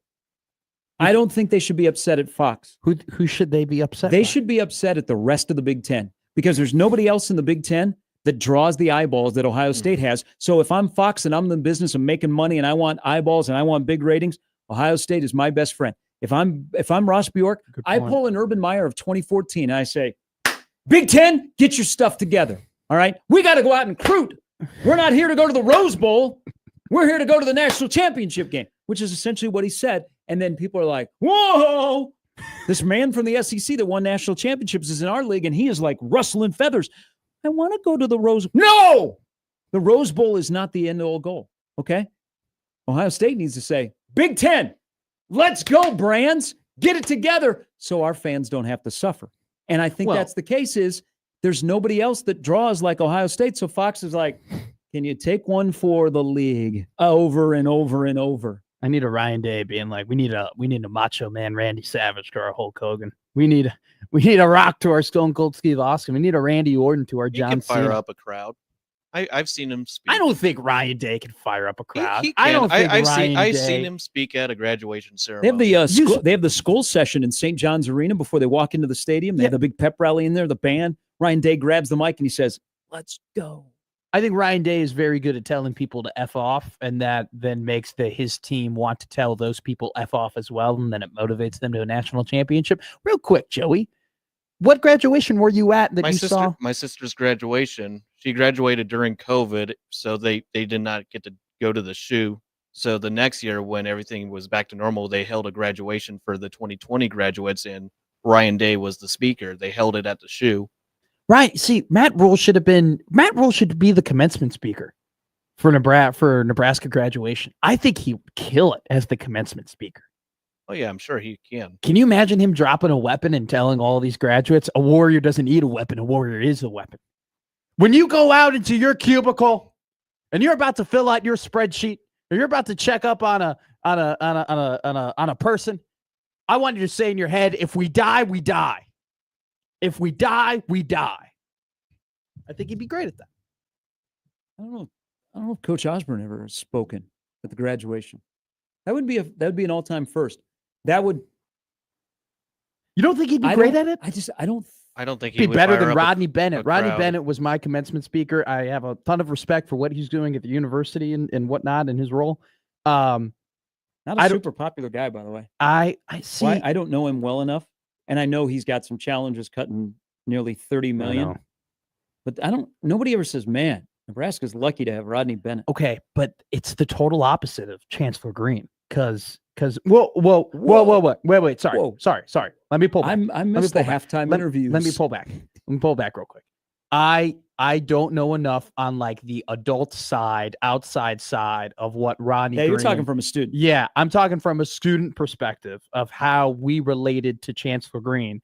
The students really liked Chancellor Green. We were a fan of him. We thought he was funny. We thought he was personable. He would just pop up out of nowhere and just talk to people. He was a cool guy. I don't know anything else he was doing. I can't really judge him on that. Same thing with Rodney Bennett. I got no idea what that guy's doing and what decisions that he made, but he didn't have that same sort of aura. Rodney Green had an aura. He really did. It was funny. He was different. But Rodney Bennett, don't remember one word that he said. I don't remember one thing. Granted, I was drunk, but I don't remember a single item. You were drunk at your Oh, I was like hugging a friend and she was like, Are you hungover right now? And I go, No. I'm drunk. It has not been long enough. It was 8:00 in the morning. It was one of our last hurrahs, our last nights out.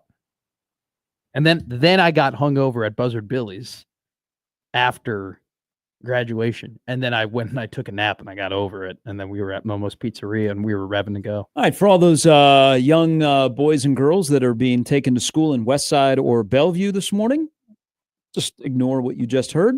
You know what? Stay on your path. Also, quick traffic update because I'm getting this from a friend. Because it is the first day of school over at Westside at 87th and Pacific, traffic is so good luck. Stay away from Pacific. Good luck over there. Wait, today's the first day of school? Tell District Peter that. 66 and Bellevue, I think K through 8.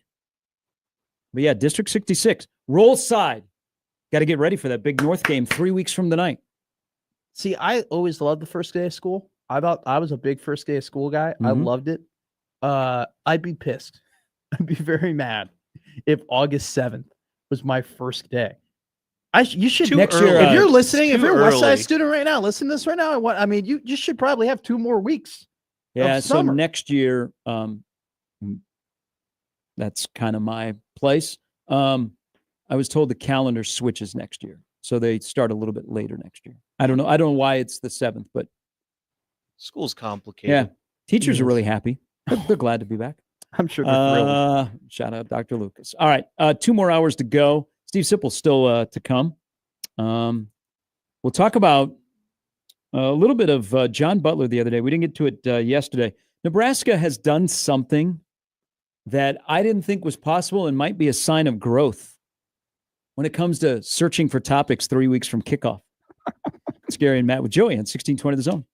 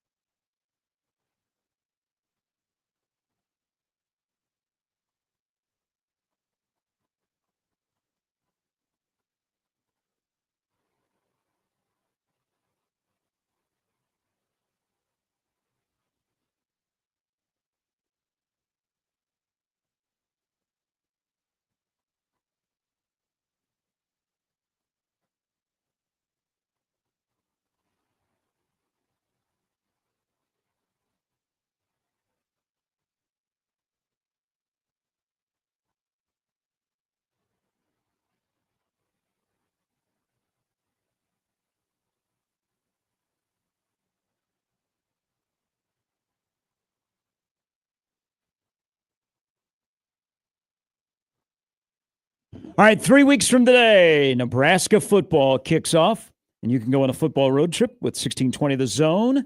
Go to our website right now to enter. Good friends over at Bankers Trust brings you, with 1620 The Zone, 2 tickets to the game between the Big 10 and the Big 12. Could have been back in the day if no COVID. Scott Frost against Luke Fickell with Marcus Freeman as the Cincinnati DC. Yeah. We got parking, lodging near the stadium, $100 gift card, and those 2 tickets to go see Nebraska and Cincinnati 3 weeks from today. Go to our website, 1620 The Zone, to get entered.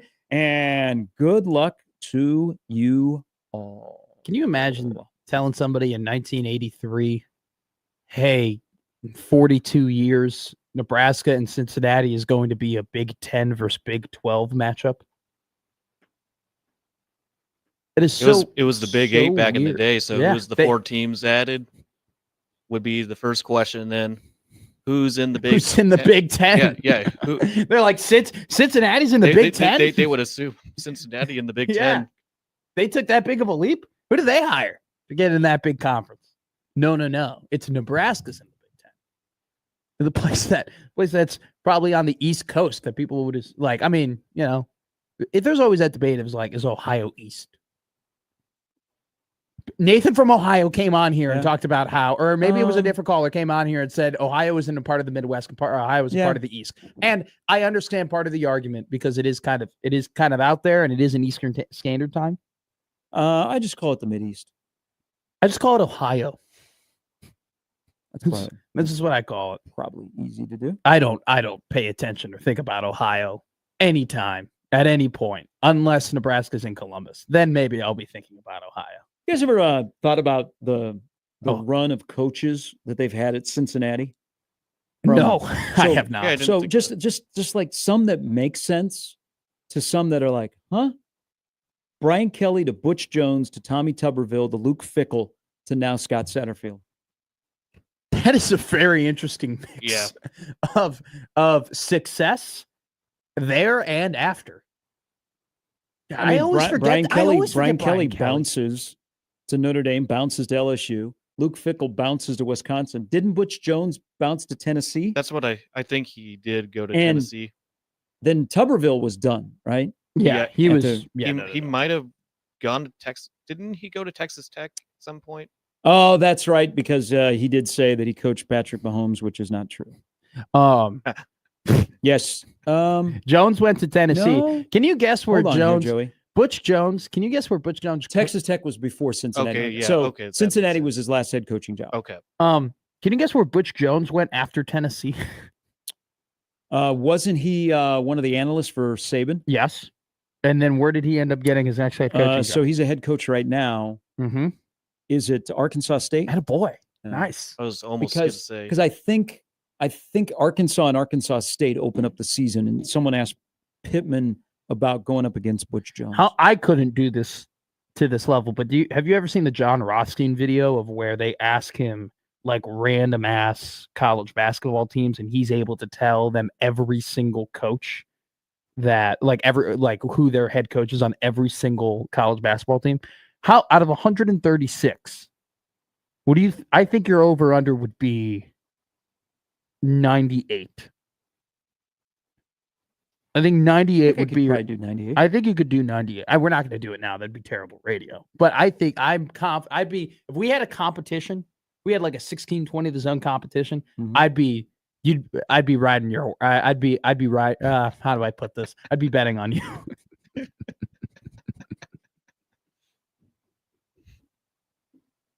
Never really been asked that before, Joey. No, I haven't. Can you be ridden? I did not ask you that. That's what you're getting ready to. And No, you caught yourself. I said I would. Cut yourself. The phrase like I would ride that horse.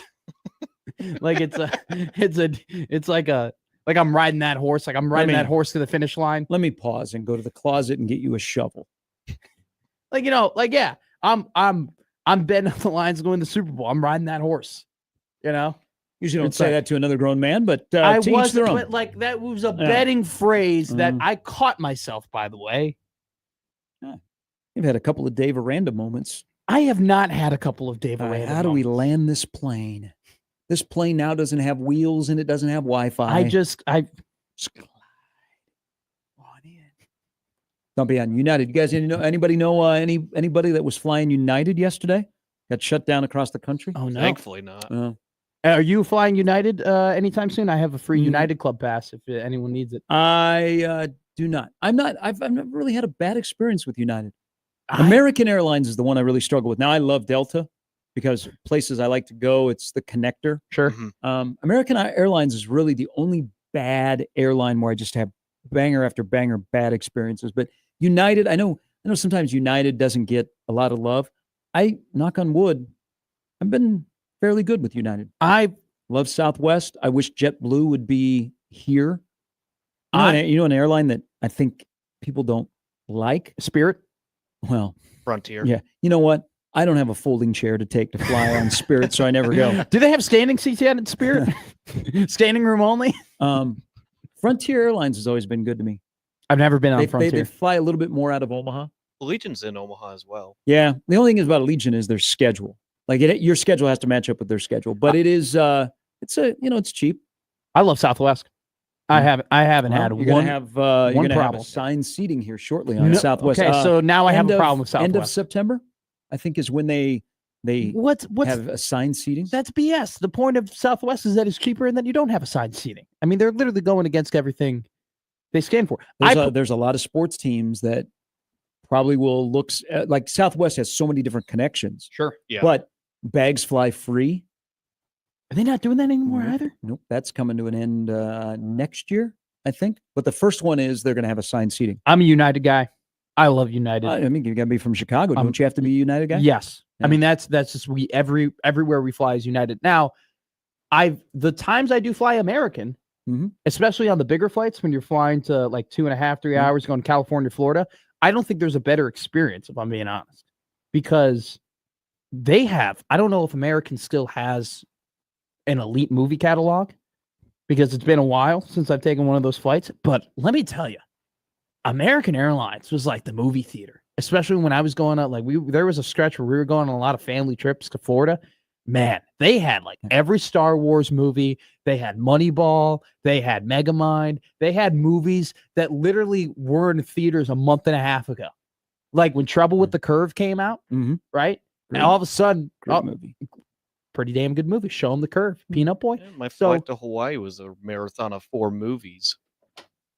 I just feel like United just don't have the catalog that American has. But in terms of smoothness of ride, I will take United because I get anxiety on planes. Weren't you a big because you were working at KLIN at the time, and I think they were honkers for Redway. Oh my God! We're about coming up on 2 years of Redway, and Redway was promoted by Matt Rule. Like they went in, they got all these media influencers to fly and say how great Redway was at Lincoln Airport. Caleb Henry was one of those people. Yeah. And then it went. It was at the end of August. I think it was right before. The football season. No, right before the football season, and they had to refund a bunch of these flights. We should have known Rule was going to be in trouble. He took an L before he played Minnesota. Redway Airlines had gone away. You're talking to one of the biggest L&K airport honks over here. It was like every day, Gary, we had some L&K airport story that we were like reading over the air, that we were promoting, and that we became like best friends with the communications people at L&K Airport because we were pushing it like no other. I haven't, because we have the wonderful Epley Airfield. We do. Which the canopy is now done. I don't know if you guys have been to the airport lately. There's still a lot of construction. I mean, pardon our mess, but we're going to be banger. Banger of an airport here in a couple of years. I haven't lived in Lincoln for a while, I would fly occasionally out of there, but it was always cheaper to come to Omaha. They've put a lot into the Lincoln Airport. Breeze Airways they announced last week, I think is in there. But they don't have any media influencers that are getting free flights that are plugging in. Like, this is going to change. People are not going to go to Omaha. They're going to stay in Lincoln and fly Redway. Yeah, and they flew right out of town with all of our money. Well, I'm pretty sure those first couple of flights, like the first inaugural flights, like after 3 weeks, it was like, oh, they don't have there's not a lot of people on these flights, and they were like, there's a reason why they're so cheap. It might have been Caleb. Hey, it might have been Caleb. I think Caleb flew to Orlando. No, that's what he did, and he did a whole and video there about were it. no gate agents. Okay, yeah. There was. Now, I want to say this. When I first went to the Lincoln Airport, the first time I ever flew out of there, I got there 2 hours early because I was in O'Hare mode. Okay. Yeah. I get there 2 hours. I get to the gate to the security 2 hours earlier, and I am sitting at the gate with with an hour and 58 minutes to go. Okay. And then the next time I went to the L&K airport, I left 30 minutes before boarding time. And my mom was flipping out, and she was like, "What the hell is wrong with you? You got to get to the airport." I'm like, once you fly in here, you will get it. You will understand. It is so much nicer now. It is like the L&K airport. They've put a lot. Yeah. It looks nice. They got nice. white marble. They have their restaurant there serves a nice burger. Okay. They got some pretty good beers on tap. What's the name of that place? I don't know. I have no clue, but it's just this Cracky McGee's left Epley and they went to Lincoln. I have. By the way, Cracky McGee's. I had family that owned Cracky McGee's. Tell me more. Yeah. Whoa. They ran the business for a good chunk of time, and then they sold it to. Were they a Cracky or a McGee? What side were they on? Neither? I'm not too sure. Okay, so why did they sell? Well, they wanted to retire, so they retired out in the Outer Banks. They made a lot of money off of that. I bet you they did. But now it was Cracky McGee's and Simply Scrumptious, the little bakery shop. I like that. But yeah, pour one out for Cracky McGee's because they no longer exist. The L&K airport back in 2020 looked like the DMV. Now it looks like it actually has its S together. It's a decent place to. I look small airports. I look forward to like getting to the Lincoln Airport a little bit earlier, but I do prefer Epley. So you can go and look at the 4 gates that they have. Yes. Well, they're not even. You can't even look at the 4 gates all at once. It's 2 in one spot, and then you got to walk pretty far to the other 2. There's only one gate at that small town airport. I flew out going to Denver, out in Alamosa. They don't. They would rather have recruits fly to Omaha than Lincoln. I prefer Epley 1,000,000% over L&K. I love that the bar and where you can eat and everything is just central in the gate, and you can just kind of hang out there, and then you just get up and then you just walk to your gate. And also, you're basically describing the airport in Lincoln where you can get out of your car and avoid security and just walk out onto the tarmac and get on the plane. Well, that's unless they don't screw up your plane before you take off, because there have been multiple times where I've been delayed at the L&K airport because the crew just literally they go, "Yeah, the crew put too much fuel in the plane." Maintenance issues. Yeah, or hey, they forgot to defrost the plane before we take off, so they got to fire up the defroster and then they have to ice it down. So it's going to be another hour here on the. My sister and my mom were flying to Columbus at one point a few years ago, and they ended up driving because the pilot swat a fly in the cockpit and cracked the windshield. So they had to get a new airplane just because of it. That's actually probably pretty good, because if a man swatting a fly could crack the windshield, what is going 600 miles an hour at 30,000 feet going to do? Did he get the fly? Probably not. Probably not. I don't know what was a better sentence. Did he get the fly, or were you a Cracky or a McGee? By the way, do we know if Nebraska is flying to Kansas City or it's all bus? They're flying. There's no way. Are you sure? Come on. Do you know that when Nebraska used to play in Lawrence, they would drive? No, bus to Lawrence, bus to Topeka, fly home. It was awesome. It was great. Were you on the bus that went from? Couple of those trips I got to fly back. What was so awesome about it? That kind of seems a little unnecessary. Because you took off and you landed. Yeah. Okay. Yeah. But they would bus to Lawrence and then stay in Topeka, play, and then bus back to Topeka and then fly home. Manhattan was always a bus. Are we not worried about leg lock anymore? Leg lock? Yeah, you lock up your legs when you're on a bus for too long. Yeah, there were multiple buses. Guys could stretch out. It wasn't like guys didn't have 2 to a seat. They weren't all crammed in or shoulder to shoulder. So, because this will be the closest road trip for Nebraska going to KC. I mean, they fly to Iowa City. But I can't imagine they bus anywhere. I mean, do you think they'll fly to Kansas City? Sure. Really? Take a private plane. I think they'll drive. Really? I do not think that they're going to drive. I don't.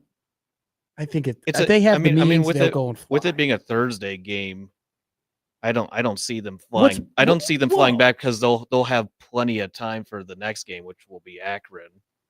How quickly is a flight from Omaha to Kansas City? 40, I don't, 30 there's, minutes? there's no flights from Omaha to Kansas City.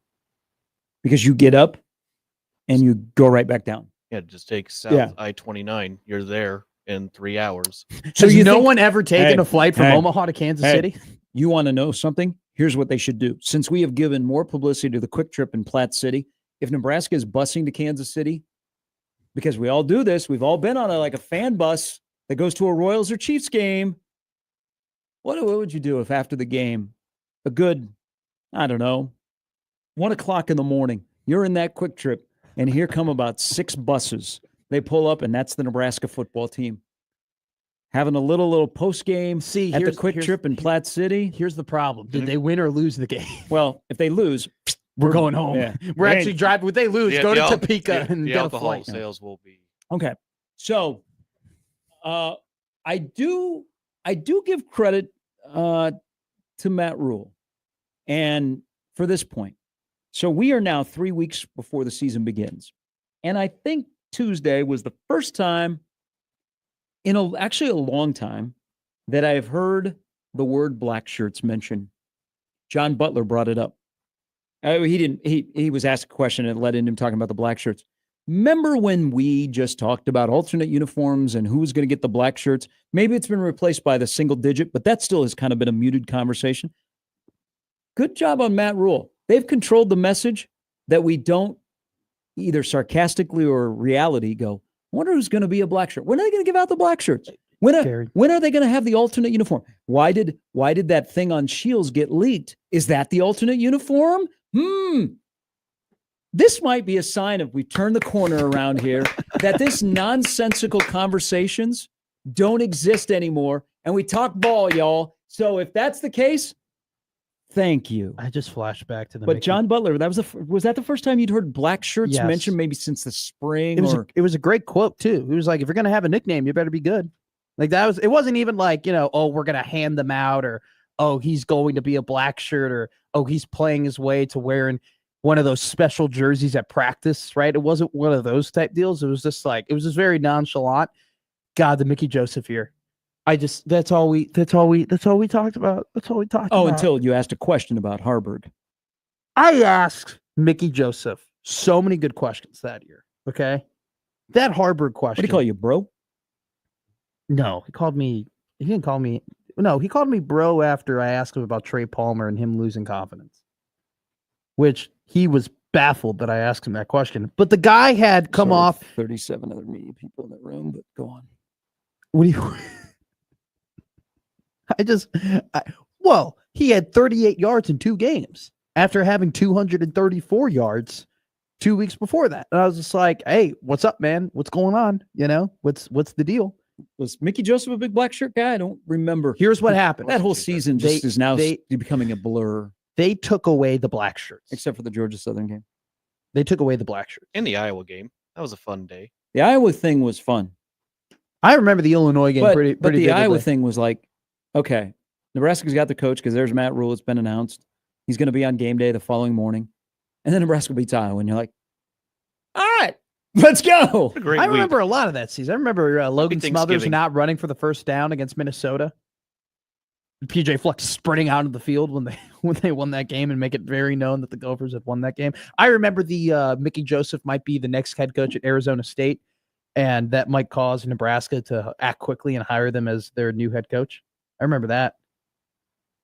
I remember a decent amount. Probably. I remember that Rutgers game. That was disgusting. That Indiana game was even.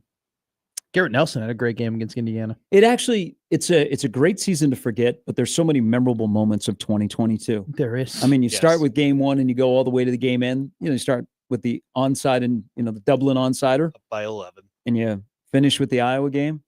We forget all about O'Shawn Mathis on that team too, and just how big of a deal it was when he got there, and how when they got him, and then it just never really he just kind of was around, and then I remember I think he didn't initially get a black shirt. That season did not end once Matt Rule was hired. Remember, We had Mickey drama. Oh, I forgot about that we too. See, how could you forget the 2022 season? You're right. The offensive coordinator got plowed on the sidelines in Ann Arbor, and then wanted to come back and coach from a cart. Well, when Matt Rule was hired, wasn't there that possibility Nebraska was going to try to keep Mickey? Yes, I wrote a whole article about that. I wrote a whole 1,000-word article about why Matt Rule needs to keep Mickey Joseph on his staff, and then what happened. Yeah, wasn't it great too when Mickey basically said on the stand, he was like, "I've been telling Whipple to go up into the booth to call plays. Now he has to do it because he broke his foot." There was also a year that Anthony Grant put a Rutgers defender out of his misery on a Friday night. Do you remember? I do. That was a great. Do you remember when Anthony Grant had a great game against South Dakota, and then Scott Frost goes, "Everybody is so quick here to crown people. We're not going to crown Anthony Grant." Like, how about you just say, "Yeah, Anthony's had a great, training camp, and we're really happy with what he's put together." God, it's nice to have adults that are in charge of a football program that we follow religiously around here. And we're not talking about black shirts and who's going to get them. And hey, Coach Butler, you're 3 weeks out. They're going to get them before the first game. Or you're going to wait to see what the response is. Do you remember? Do you not remember though the black shirt combo week in and week out because they took them away, and everybody every week would ask them, "Hey, is the defense getting the black shirts back?" Maybe we've gotten better as media. I think we have. Yeah. I think we've evolved. We'll step aside. Steve Sipple's coming up in less than an hour. He'll get the black shirt question because how many people on defense are actually locked into a position that you don't even hesitate and go, he's starting here, here, and here? Ooh. There's a lot of options, but how many guys are definite? All right, 3 weeks from today, they're out there on the field on the first snap. And will they have a black shirt? Sip and Brian Edwards coming up in the last hour. Gary and Matt on 1620 The Zone.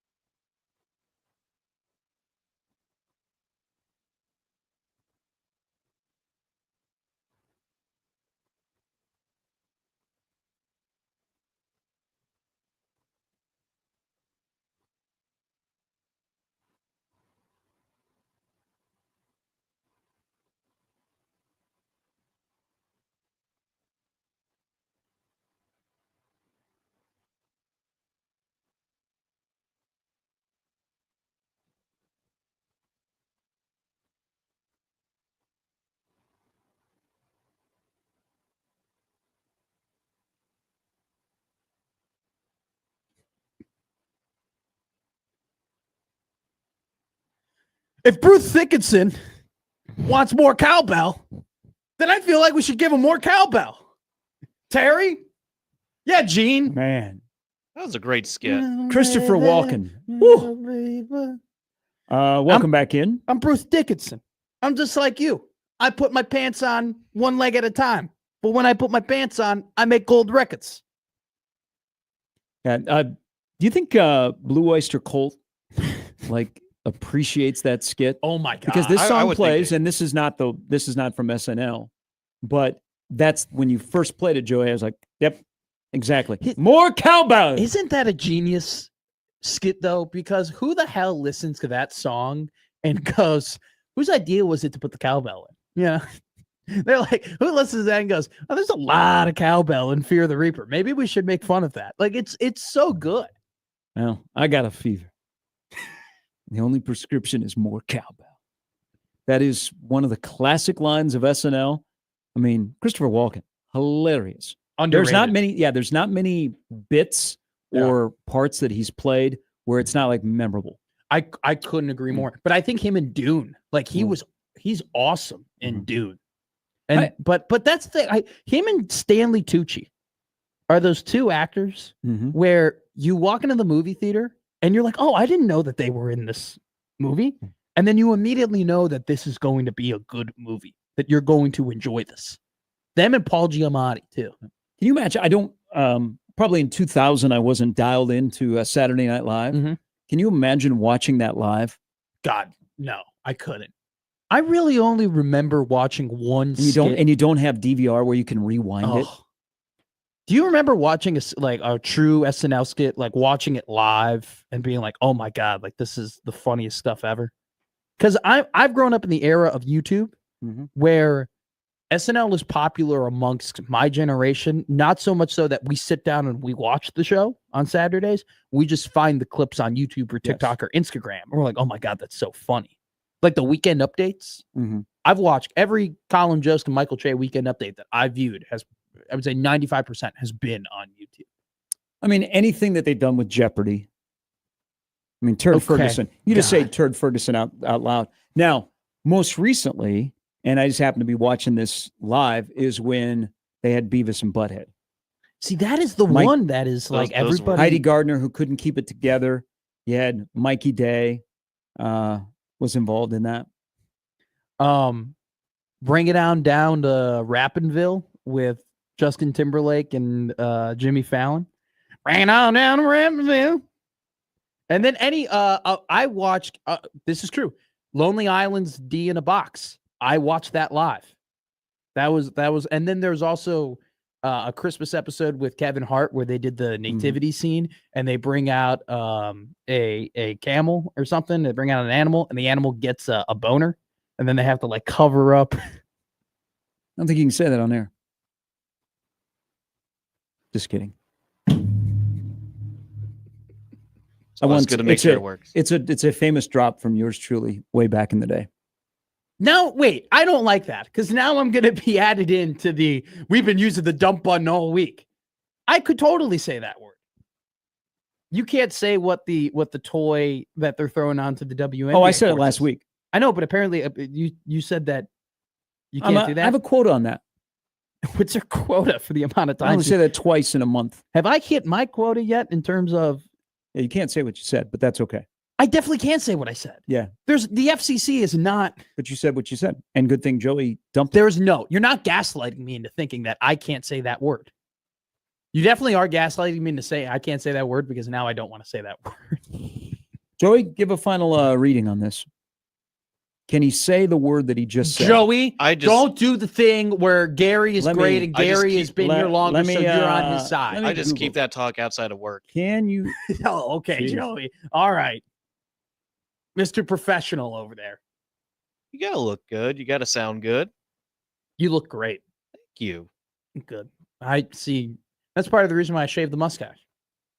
Because I saw Joey's mustache. And I was just like, I can't compete with that. Can't compete with it. It says you cannot say that on air. Are you asking using ChatGPT? it in the context of the... Oh, yeah. Using the term, which you did, on broadcast television and radio can potentially lead to penalties from the FCC. that prohibits the broadcast of obscene material at any time and indecent or welcome. profane material between 6A and 10P. This is why that word could be problematic. While it can mean a mistake, the more common in slang usage refers to something else, to be fully hussed. So you could use it in this context. Yeah, go ahead. I got a fever. I got a fever. The only prescription is more Bonner. I don't think. All right. Context matters. Yes. I don't. The funny thing is that the people on stream know what we're talking about, but because we did hit the dump button, there are a bunch of people over the radio who don't even know the word that we're referring to. So just lay it out again. No. But see, you win. You win.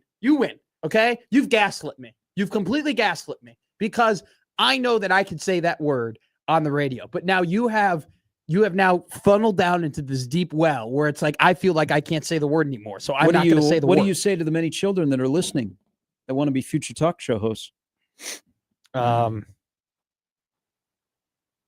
I got a lot of tips. I got a lot of things to say. Maybe study up on Charlie Weiss. That would be a really good. It'd be a good first tip. My second tip would be make sure that you know that Doug works at a bank. It'd be my second tip. Like, you know what? If you want to learn more about it, watch Revenge of the Nerds. Know the difference between Donny Osmond and Ozzy Osbourne? Oh yeah, there you go. Which I did know the difference. I just confused their names. Okay.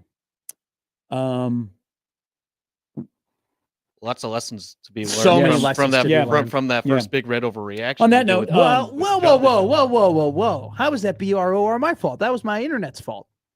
well, then the lighting on your StreamYard view. Or what happened? You didn't hear about this? The disaster that was the first ever BROR that I did? internet malfunction, and then A microphone malfunction. Yeah, and then the terrible lighting. Oh. Yeah, terrible lighting. For the Pinstripe Bowl. Yeah. Oh, really? It was the worst.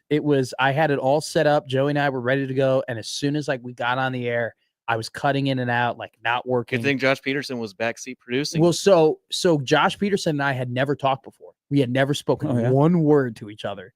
And I had been working at the Zone for 3 weeks. So it's not he never talked to me, but we had never talked. And all of a sudden I get a call from a 402 number. Then I pick it up and it's him on the phone. And he's like, "Hey, let me see your microphone. I got the same one." And then he had me adjust my microphone and the settings and everything like that. And then Bishop and I put together a very mediocre BROR for the last at least it was a 45 win. minutes. You might be okay here. Wow, On3 just announced another edition. Ross Dellinger, Whoa. who Yahoo Sports is joining On3 as a weekly contributor. But isn't Yahoo Sports and On3 under the same umbrella? Just maybe he's going to do stuff for On3. Sergeant Holka's Big Toe said Kirk Cameron used that word multiple times on air during every Growing Pains episode. You should be good. Jason says it's suspension week on 1620 The Zone. This is ridiculous. It is a totally normal word, totally fine word to say on the radio. I'm not going to be put into the kennel that is people saying the F word, which is an actual word that you can't say on the radio. I don't know. And on that note, Eva just slid into my DMs. Eva Marie, former WWE No, wrestler? she's 19 years old. She's a dancer and traveler, and she just DM'd me and said, "Hey, are you feeling bored too?" All right. What are you gonna say? Great today. You should This is say fantastic. You should say 3 weeks away. Yeah, you should say, "Yeah, I have a boner." No, not gonna do it. Not gonna do it. But every time he makes a good joke, he gets the sound effects. I want some SFX. Joey? Shout out this morning, because I had to look this up because I did not believe it when I first came across my timeline, to the Malcolm Legion team, Senior Legion. They won the Class C state championship for the 4th straight year. They played 5 games. They allowed 4 hits and 1 run. Oh, my God. So congratulations to Malcolm. I think Lincoln East won yesterday in the regional, and then Elkhorn North may have dropped a game. Lincoln East under Coach Lanik, who prep guy, went to Elkhorn South Pretty sure with Elkhorn South. And his wife got a job in Lincoln. He's been the head baseball coach at Lincoln East spring and summer.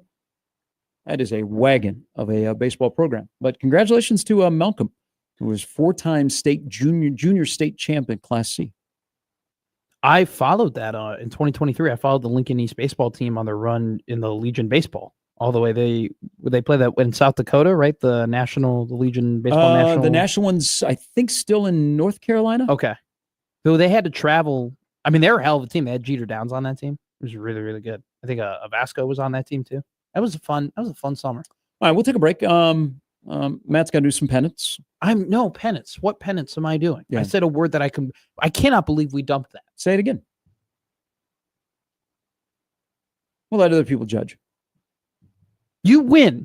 I told you won. No, I told said you it, that you won. I said it because a long time ago. I said it a long time ago on this air. There's a drop in here because I said, "Can you say this on air?" And somebody who was sitting in that chair said, "Yeah, I don't see a reason why." Well, yeah, so I said it, and then people were like, "Yeah, I don't think you could say that." And I'm like, "Well, okay, thank you." I almost said one of the Turd Ferguson Jeopardy categories, and I think I was like, I don't know if I could say that word. Yeah. All right, thanks, Joey. Joey's going to play us off stage. All right, when we return 3 weeks from today, what will we be overreacting to? 3 weeks from today on Big Red Overreaction, what will we be overreacting to? I have all the answers. Janier and Bonners. It'd be wild if he was a main guy in that game. Former NBA player Matt Bonner. Oh, whoa. You guys are having a Bonner off. San Antonio Spurs. 1620 the zone.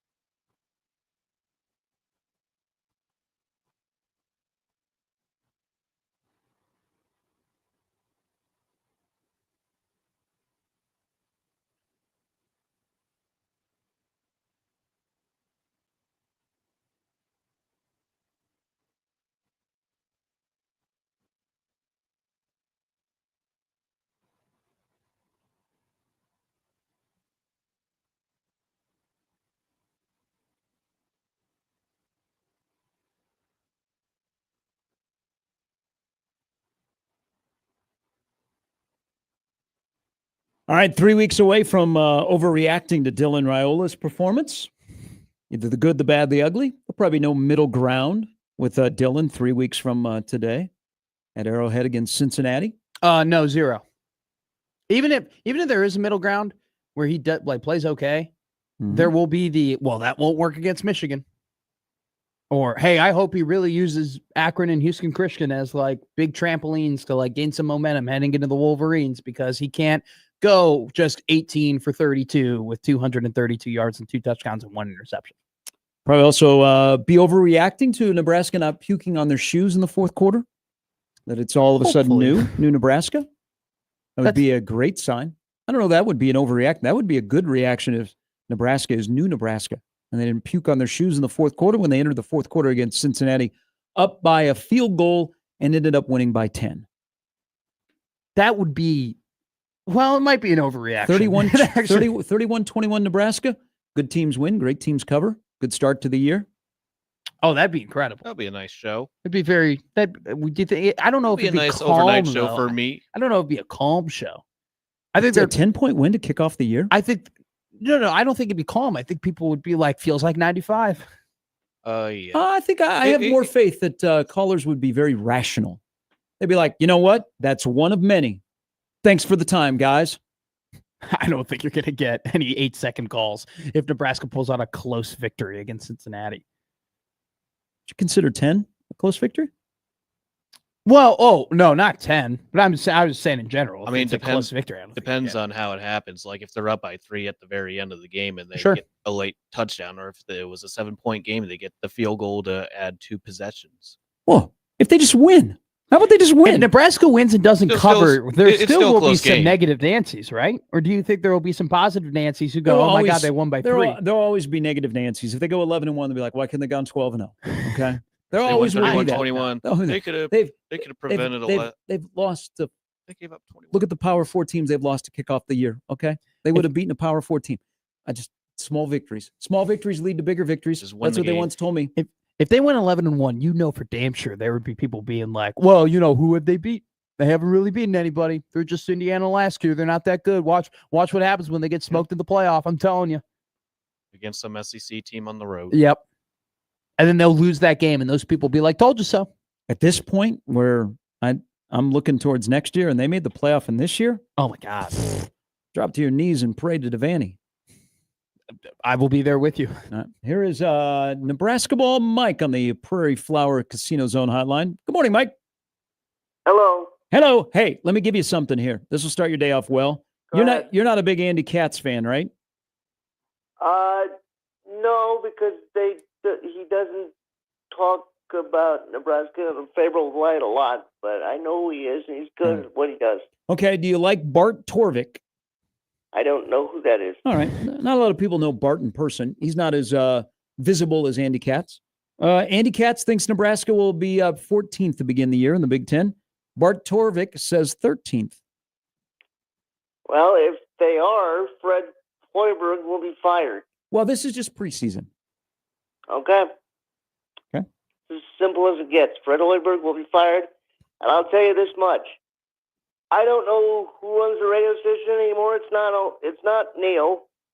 And I'm telling Troy Dannon, if Nebraska goes to Kansas City and loses, we're not allowed to go anywhere on the road. That's not a road game and open the season ever again. Hey, Mike, the station isn't going to a road game ever again. I'm with you, but the station said you guys got to go to Kansas City. We got these great partners that are going to be with you. Blur tailgate party. They want you guys there. So you guys get paid and we get to be miserable. The choice is not paid. Hey, Mike. You're getting paid. We get to be miserable. It's not the same thing. Mike, that's how the world is working right now. Deal with it, Gary Sharp. Can I say one other thing? Yeah, okay. Would everybody relax on Michigan? We're not beating Michigan. Oh, you don't know that. Michigan. You don't We're not know beating that. them. You have no, Mike. You have no idea. Hey, what we think we have. Hey, we're not beating them. Let's just pause on the PTSD. Okay, let's just pause on the PTSD. All right. Past history says, Nebraska's got no shot. But this might be a different time, and that might be a different team with a fairly new quarterback. That Nebraska playing them in week 4 without their head coach would be a lot better than playing them in week 8. Unless this is 1962, the answer is no. Okay, so that's your first loss of the season? Yes. Okay. How many other losses will accompany that? You want to go through it right now? Sure, why not? You got it in front of you? Yeah, let's do it. Cincinnati week 1. Mike. Coin flip. Okay. I'll give that a yes. Okay, all right. Houston Christian. No, Yes. no. We skipped over Akron. Oh, my bad. We did. Akron. Yes. You sure? Yes. Okay. Houston Christian. Yes. Michigan. No. Michigan State. Yes. Maryland. Where is it? At Maryland. Jesus, Mike. No. At Minnesota. No. At home versus Northwestern. Yes. Home for USC. No. At UCLA. Yes. At Penn State. No. Home for Iowa. Hello? We better. We better? So, better. so yes or no, though? No. So 7-5 with a coin Yes. flip versus Cincinnati. Yeah. Until we do it, I don't want to talk about 10-2. I think that's fair of the terms of 10-2. But I don't know. Maryland on the road. I mean, that is pure PTSD talking. I don't know if that's Excuse me. Why shouldn't I have PTSD? because Maryland is not going to be good this year and doesn't have a lot of starters returning. And their team, even though it's slightly talented, is incredibly young. And Nebraska has the better team.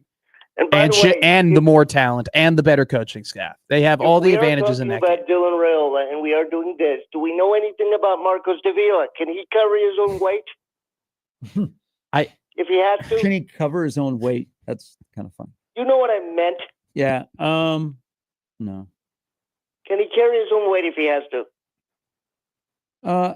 Or is he just I don't hiding? know if that's relevant though, Mike. He might be the 4th quarterback on the roster come season.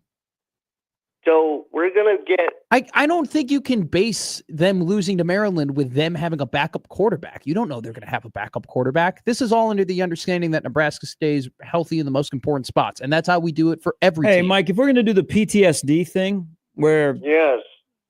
wow, where'd that come from? That was a guttural sound. Wouldn't you rather it come from me than anybody else? Yeah, No, yeah. I'm not irrational.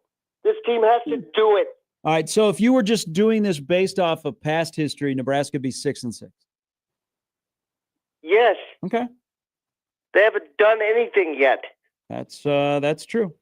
I don't think, but you, Mike, can you acknowledge the fact that the coaching staff is much better from last year to this year? They're getting better. They're bringing better people in. Well- We have to go to these places and do it.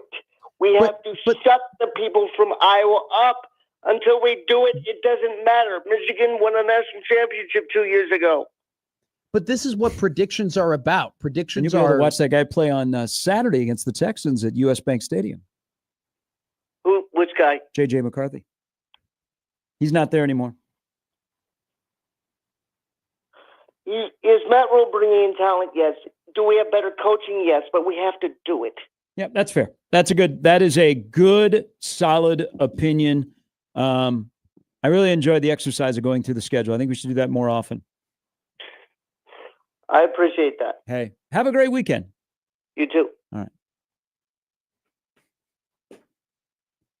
we turned into the Rich Eisen show there for a second. Clint says, damn, Nebraska Mike is sour. I wish him a better day and understand not drinking the Kool-Aid, but damn. Yeah. But he does get his point of view. Okay. He does. All right. I don't. I mean, there's some people worried that it can happen again. There's some. I get that. Just it's okay to accept that Nebraska will be better this year. We just don't know how much better they will be. Mhm. But they're going to be better. Are they going to make a major leap? Who knows? They're going to be better. Just how much better? You can accept that, right? That's I'm that's full not like- agreement. Okay. Full agreement. We just don't know how much better they're going to be, but they will be better. They'll make a leap, but will it be like a skip, or will it be a frog jump? Oh, Or yeah. will it be a Carl Lewis jump? I think that you could say, hey, I think this team could go 8-4, but until I see it, I'm going to say they'll go 7-5 because I have PTSD. Hmm. I think that's fine. Conference 6 now. conference win totals are out from Circa. Nebraska's win total 4.5. Mm-hmm. Oh, hold on. Was that a burp over? Did you burp over? I think I did. No, I did that. That was my voice. I 4.5 seems kind of low. Yeah, it Feels low does. looking at the conference schedule. So if you just say, hey, Nebraska's going to go 3-0 in the non-con, and I think they're going to win 8. I've done the math. This is regular math, not boy math. Could be girl math. Could be anybody math. Sure. 3 plus 5 is 8. And 5 would be your conference. So that would be over. But I think Iowa's 4.5. There's like a cluster of teams from Circa in the conference win totals that are like at 4.5. Ohio State, Oregon, 7.5. I think Penn State is 8.5. I mean, if you just beat Michigan, Imagine going 9-0 in the Big Ten. that'd be crazy. Imagine going 16-0. No.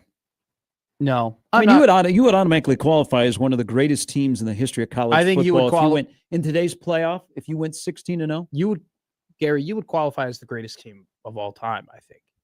Because nobody would have had to have beaten that many good teams all at once in one go round to do it.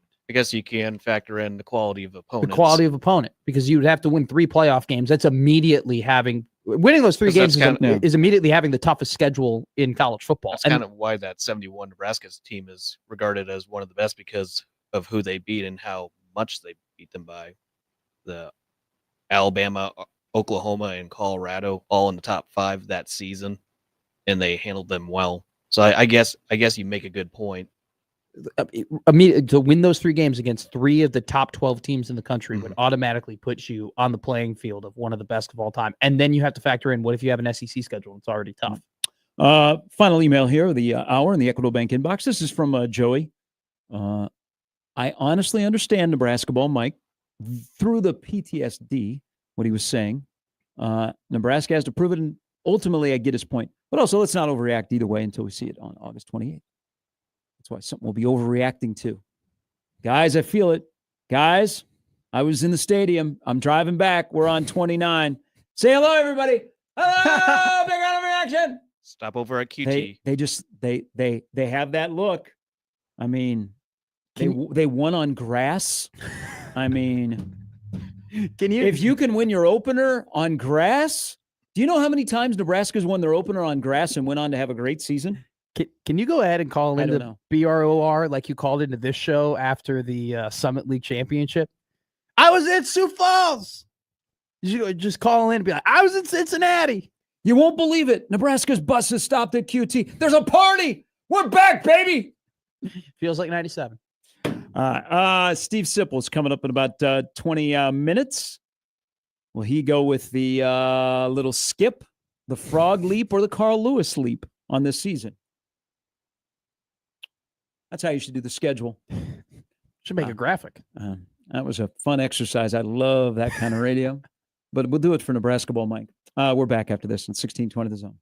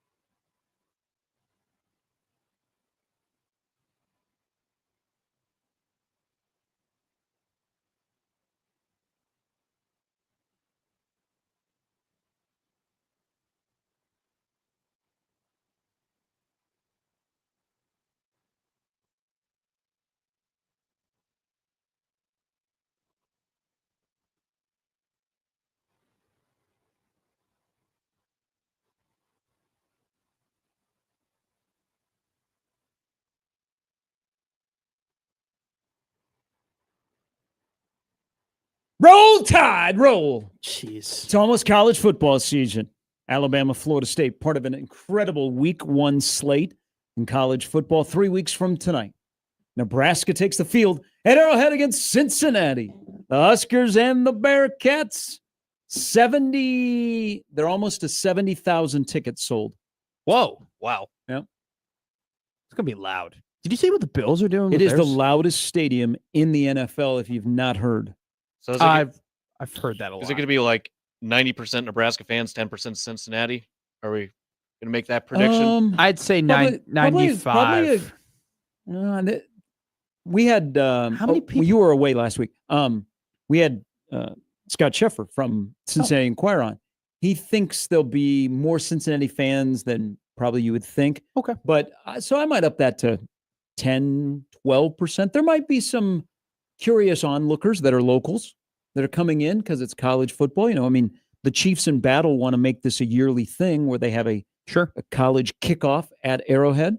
So you might have some local college fans. Now, you know, KU have already played a game. I think Mizzou plays that night as well. They should play Kansas and Missouri again over at Arrowhead like they've done in the past. So I think this season, that 07 game. yeah, that was fun. Mm-hmm. I'm still thinking That is wild. That was a wacky season. The 2007 season is, you're right, Joey, one of the wackiest college football seasons of all time. Just the upsets, who was number one, and the fact that Kansas and Missouri were in play to possibly play for the national championship. I'm still stuck on, you brought this up a couple months ago. I would love, screw the international games, screw the London games, screw the Australia games. Why don't we play NFL games in college football stadiums? Why don't we go to Death Valley or Happy Valley, or we go to Memorial Send the Stadium? Chiefs to Memorial Stadium. You know, or we do. They used to Chiefs and Broncos at Memorial they used to Stadium. play, they used to play oh my God, they used to play preseason games once in a while. Like there's been a preseason game back in the day at Memorial Stadium.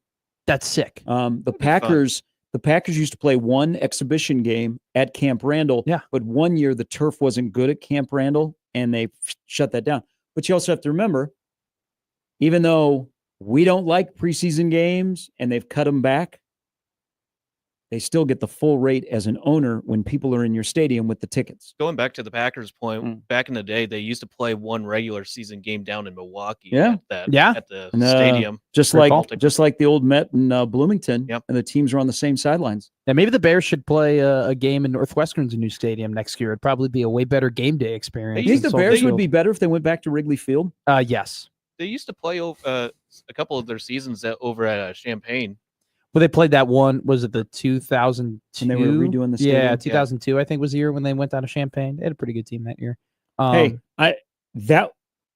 honesty about that part, and you look at like KU, what they did with their stadium, if there was a similar large stadium available for Nebraska to play in that was not 3 hours away, was closer than that, you could make a case about just tearing down Memorial Stadium and building a brand new Memorial Stadium and dislodging Nebraska for about 2 years.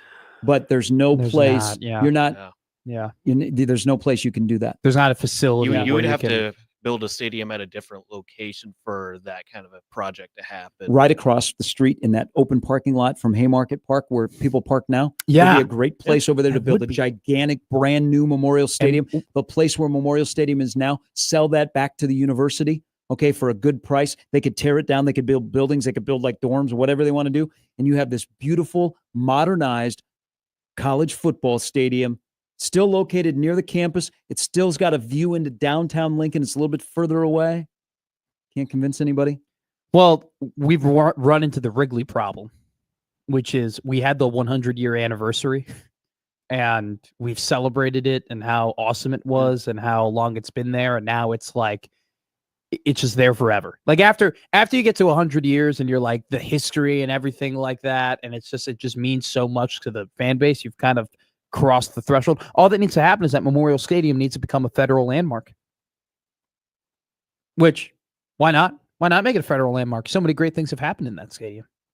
It's a pillar of the Midwest, in my opinion, that stadium. Make it a Fed. That'd be great. By the way, I would be in total favor of tearing down. I'm in total favor of tearing down any stadium that is super old and building you're a something. Gen Zer. You tear down everything. Yeah, a million percent. Tear down the radio station. Let's build a new one. That's not true. I'm not tearing down the radio. Let's tear down the radio station. Let's build a new one. It'll look really nice. Screw the old building. Yeah, get rid of this. You know what? Sell it back to Cox. I'm just telling you, I am total in favor of. I like efficiency. I like cool things. I like new technology. I like to be able to park. I like, I just like convenience. And modern stadiums These young kids will never understand, What Joey, when we were walking uphill in snowstorms 5 miles to go to the one-room schoolhouse. Hey, real quick, Joey, how old are you? 26. Okay, Joey and I are 3 years apart. I'm just talking about Joey's soul. Joey's got an old soul. I have an old soul, I'm an too. old man. A couple of things here. One, maybe Troy Dannon will be asked about that tomorrow. He meets with the media. I just want someone to go, Troy, what's the pie look like? Remember what I said the other day? So they would like to get, things got to start moving here, but how fast are they moving? And then remember, even though they're a standalone, the hot button on campus is you got to cut $27.5 million on the academic side. And there have been times where Nebraska athletics has wanted to announce a large project that cuts on the university. They have delayed these large projects. It'll be important how you roll this out, but they got to get moving on this. And I wonder if that'll be, I know they're not ready to announce the plans fully, but if that'll be a question that Dannon will address tomorrow when he meets the media. One quick thing that came across, I was looking after the discussion about Andrew Marshall the other day, and Nebraska's had success with FCS transfers. Guys have a chip on a shoulder. You should have recruited me in the first place. Not necessarily you, Nebraska, but those other schools. And I'm coming here to ball out. They've done a pretty good job. I think their percentage is better than not on FCS transfers that have popped. Because we mentioned Torrey earlier in the show, and Andrew Marshall was something I thought of. You know how many interceptions in Andrew Marshall's career he had at Idaho? 12? 15. 0. Oh, wow. Good Lord. Andrew Marshall has never had an interception. Really? Mm-hmm. Pretty accurate. It is one of those things, though, interceptions, not to the same degree, but are a little bit like RBIs, where RBIs have fallen back in terms of, somebody's got to be on base, and it's a lot about your batting order, and there's kind of a luck thing that runs into how many RBIs you have, where if a corner has 0 interceptions, I'm not going to say, oh, they're a bad corner. Right? Because they could just not have the ball being thrown to them all the time. Everyone goes like, oh my God, Trayvon Diggs is an awesome cornerback, or was an awesome cornerback a couple years ago for Dallas. Well, Trayvon Diggs also got burned all the time, got burned plenty in that season. And it was because he would get those interceptions because the guys looked open, and he had great closing speed and the athleticism to get those interceptions. But it's not like a red. I know I'm not trying to convince you of it. It just seems like it'd be higher. A guy that's had 14 starts in 2 years at Idaho that maybe he would just get one. Yeah, he's never had an interception. It's going to be great when he does. That might be 3 weeks from the night. No, pick 6 off of Sorsby, who is scrambling and is being chased out of the pocket, and he throws it downfield, and Marshall steps in front of it and back the other way. You might be overreacting to that. One big red overreaction. Steve Sipple will join us next. Brian Edwards still to come here on the last hour on a Thursday edition of Gary and Matt with King Joey in wearing his Beavis and Butthead shirt that says work sucks. I'm not here though. Not here though. That's good. It's good. It's my other job that Really? I'm referring to. There's no more smiles in every aisle? No, there's not. Really? What's going on? There's grumpy old man Joe. Oh running the yeah. counter. Oh yeah. We've had discussions about Joe. I love your meat section though in Hy-Vee. Meat section's great. The deli's incredible. Yeah, the guy running the deli at my Hy-Vee goes to all the college football stadiums. Oh, does he? Yeah. Man, they make great bratwurst over there. I'm just saying, I was no joke. They make great bratwurst. It's caught locally. All right, Sips next on 1620 The Zone.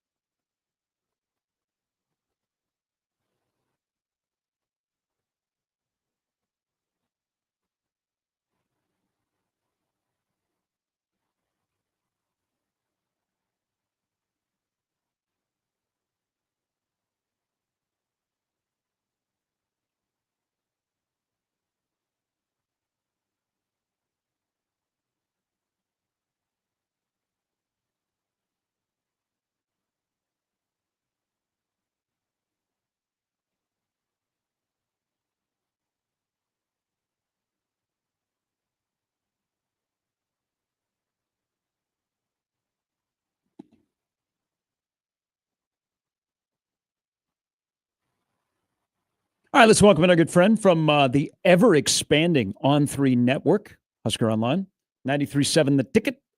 Steve Sipple joins us. Good morning, Sip. Good morning. How are we doing? We are doing well. Do they have any room left for you at On3? Every time I click on the Twitter, On3 is adding somebody. Yeah, they're adding a lot to our national office, for lack of a better word. I see Ross Dellinger today. Good sign for On3. Yeah. Hey, who is a national guy? Because you talk to a lot of them. I mean, you've been around this business and you have great relationships and people like talking to you.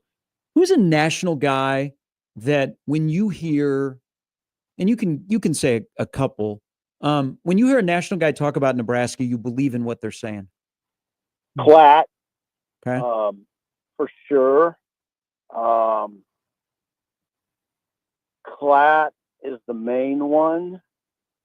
As far as this is not exactly what you're looking for, but as far as just Dellinger's an interesting study to me because he's one of the last of the pure reporters. He's not a hot take guy. He doesn't write columns. He's a reporter. I know people don't understand. A lot of people don't understand what I'm talking about, but he's a news guy. And he's so pure. And he's just beautiful. There's just not that much. There's not. I don't know. This world doesn't seemingly have room for those as many of those guys anymore. I just love guys that stick to news. They don't inject their dumb opinions in there. It's just straight news. So Ross is, I would say, as good as it gets anywhere. I mean, he's incredible, actually, covering national college football news. But Platt is, I don't know. It's Platt and Herbstreit to me. It's one of the two. Those are guys I listen to the closest. All right, let's 3 weeks from today, I'm sure you are starting to prepare your game face. Sean's got your dining options already taken care of in KC.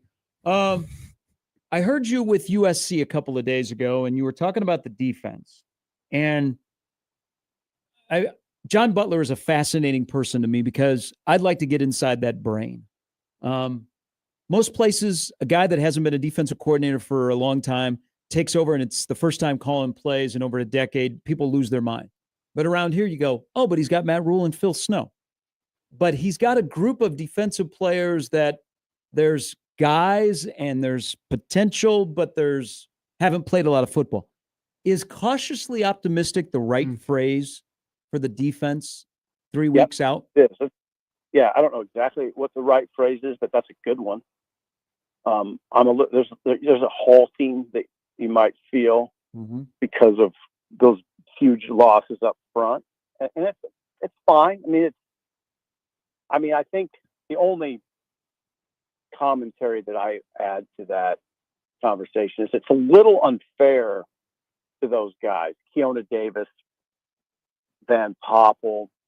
I think what you'd say Williams Winery, might even say Cam, although Cam's a junior, not so much Cam Lenhart. So the other guys, it's a little unfair because they're young. I mean, Sue wasn't that great as a sophomore, Ty Robinson really didn't get very good until he's a fifth year guy. But now we're asking like a Keona Davis and a Van Poppel. And I always miss guys when I start down this road, but those guys are young. They're second, third year guys in the program. And you're sort of asking them, hey, be as good as Ty Robinson was when he was in his sixth year. Yeah. They got to get good quick. I think there's fundamental unfairness to the discussion, but it's real. But I also at the same time, you have to leave open the possibility that they're going to be better. Possible. Oh, I left out Jamari Butler too. The guy I always leave out that we shouldn't is MJ Sherman. He wasn't, an interior lineman, but he was a big linebacker and he was very good against the run. So, yeah, it's just you just lost some bets, and now it's a lot of young guys are plugging in. Sip, I feel like and maybe you can disagree here, but I feel like Matt Rule talks about his relationship with players differently now than when he first got here. And when he talks about having the group text messages with them and kind of how he explains how he communicates with them and how they communicate with him. And it just seems like it's very much an open conversation. My question to you is, do you think that Matt Rule has evolved as a player's coach since he's gotten here?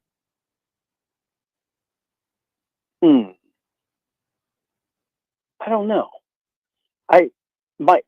My read is no. I mean, he's been in the college game. I think he has alluded to the fact that the pro game wasn't necessarily for him because of what you're saying. Yeah. So if he's evolved, he's evolved since that. He's probably, but I think no. I don't know. I don't think so. I would say no. That's my guess, though. That's just a question that only really Matt Rule can answer. Sure. But from the outside, I don't think so. I don't think he's changed a lot. He doesn't seem like a guy that's going to change a whole lot. You know, he's Matt Rule.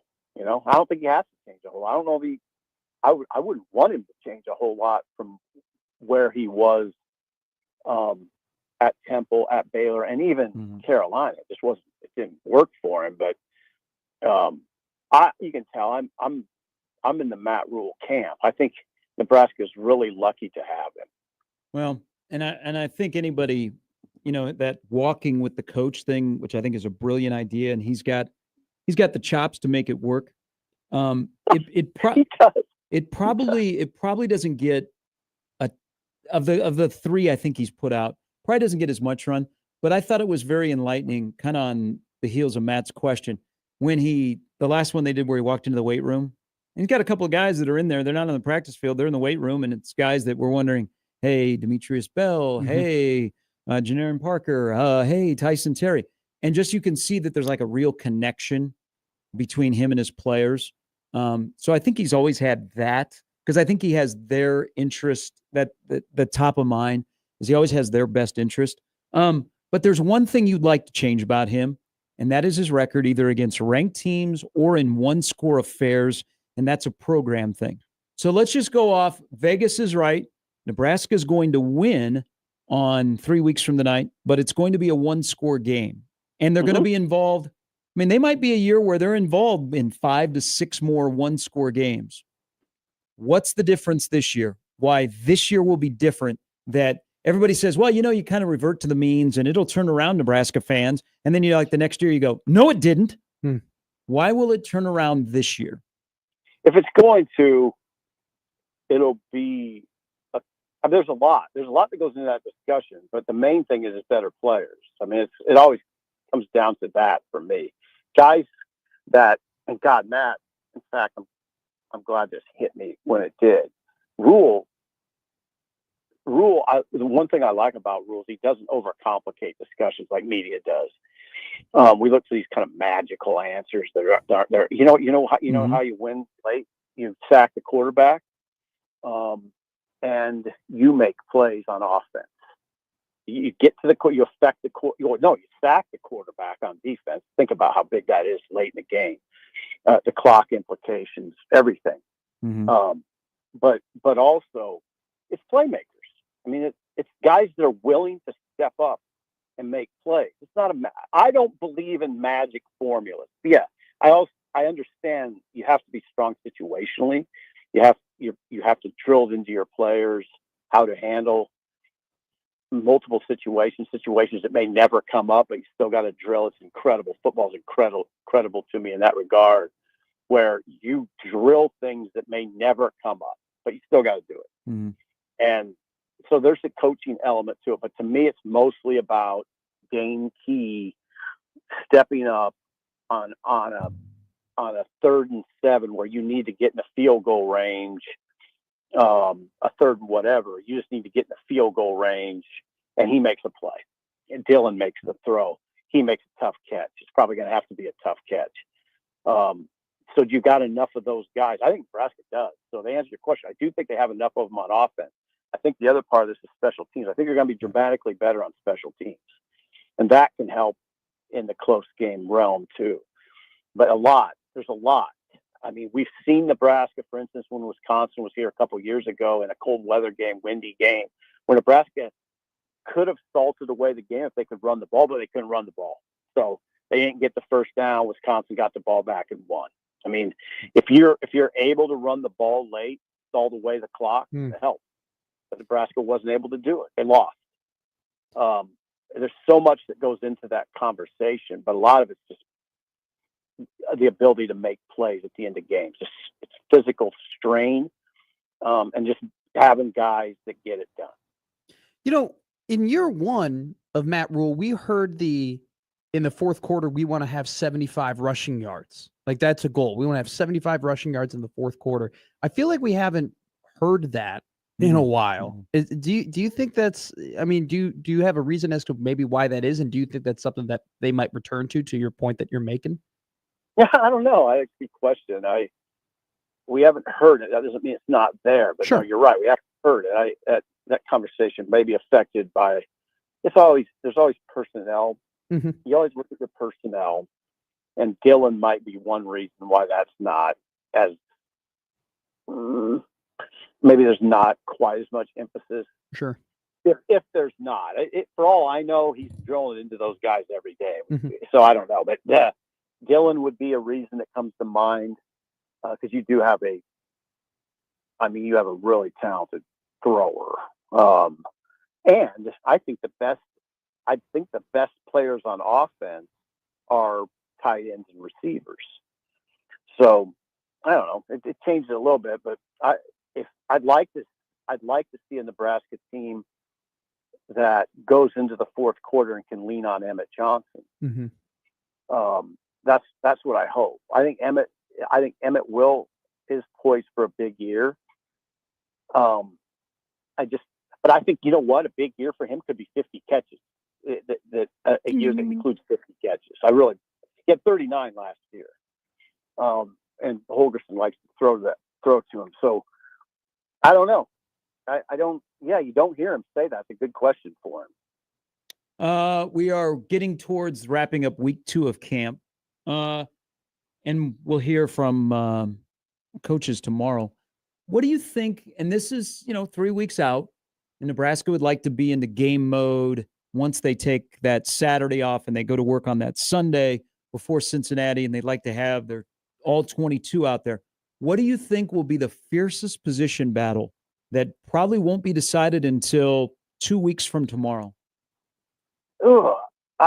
The tackle battles on offense are battles. I always, sometimes when someone goes down that road of asking me that question, I kind of roll my eyes, because position battles aren't as pure as they used to be. But the tackle position, because of packages and stuff, and they use multiple guys a lot, but in various positions. But there are pure tackle battles on the offensive line, is what I'm talking about. I think there is a real battle with Pritchett and Gunnar Gatula. I think it's a genuine battle. I think Teddy and Kanak on the right side is Teddy Prohaska. I think it's a genuine battle.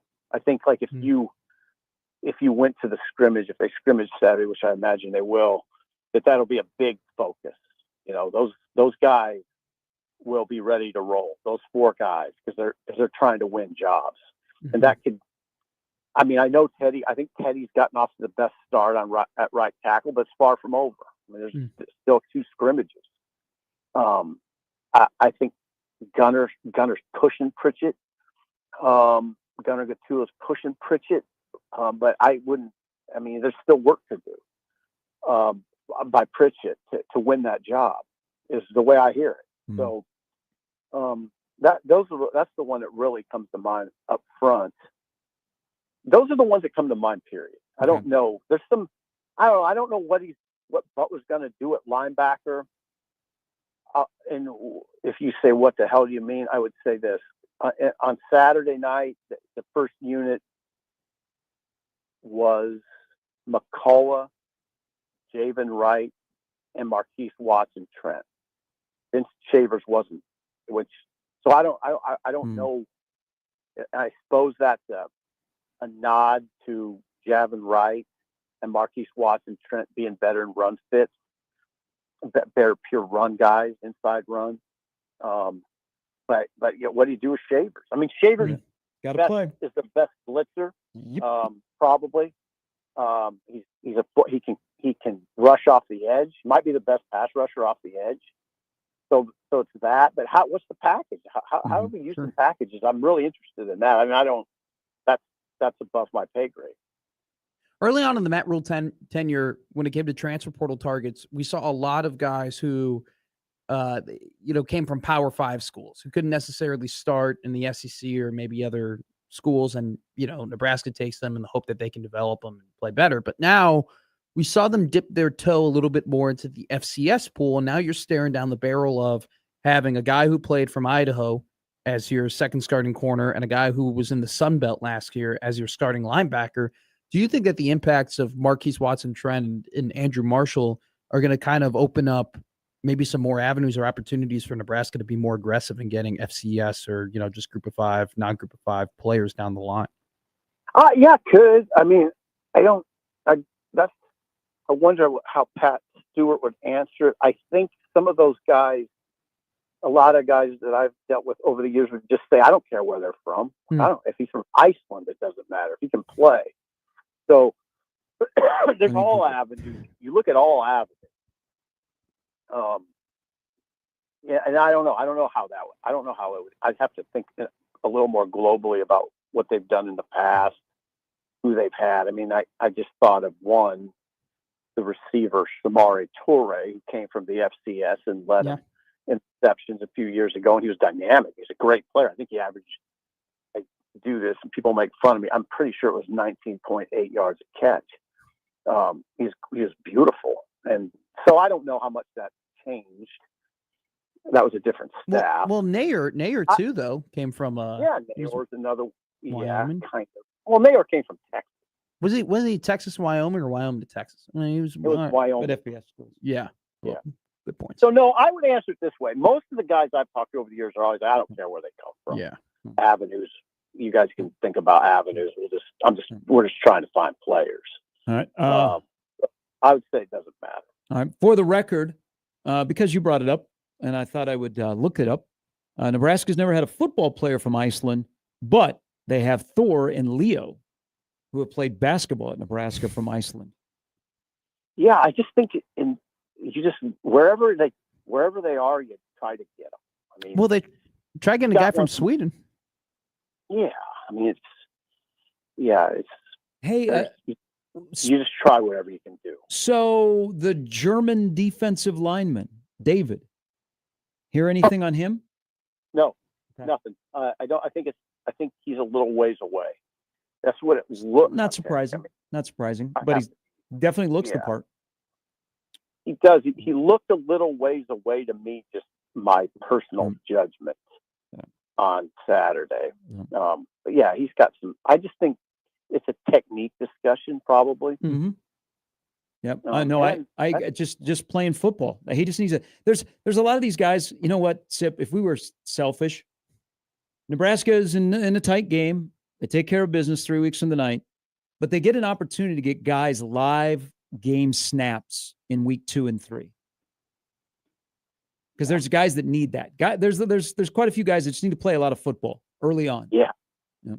Oh, that would be. Yeah, that's what you hope.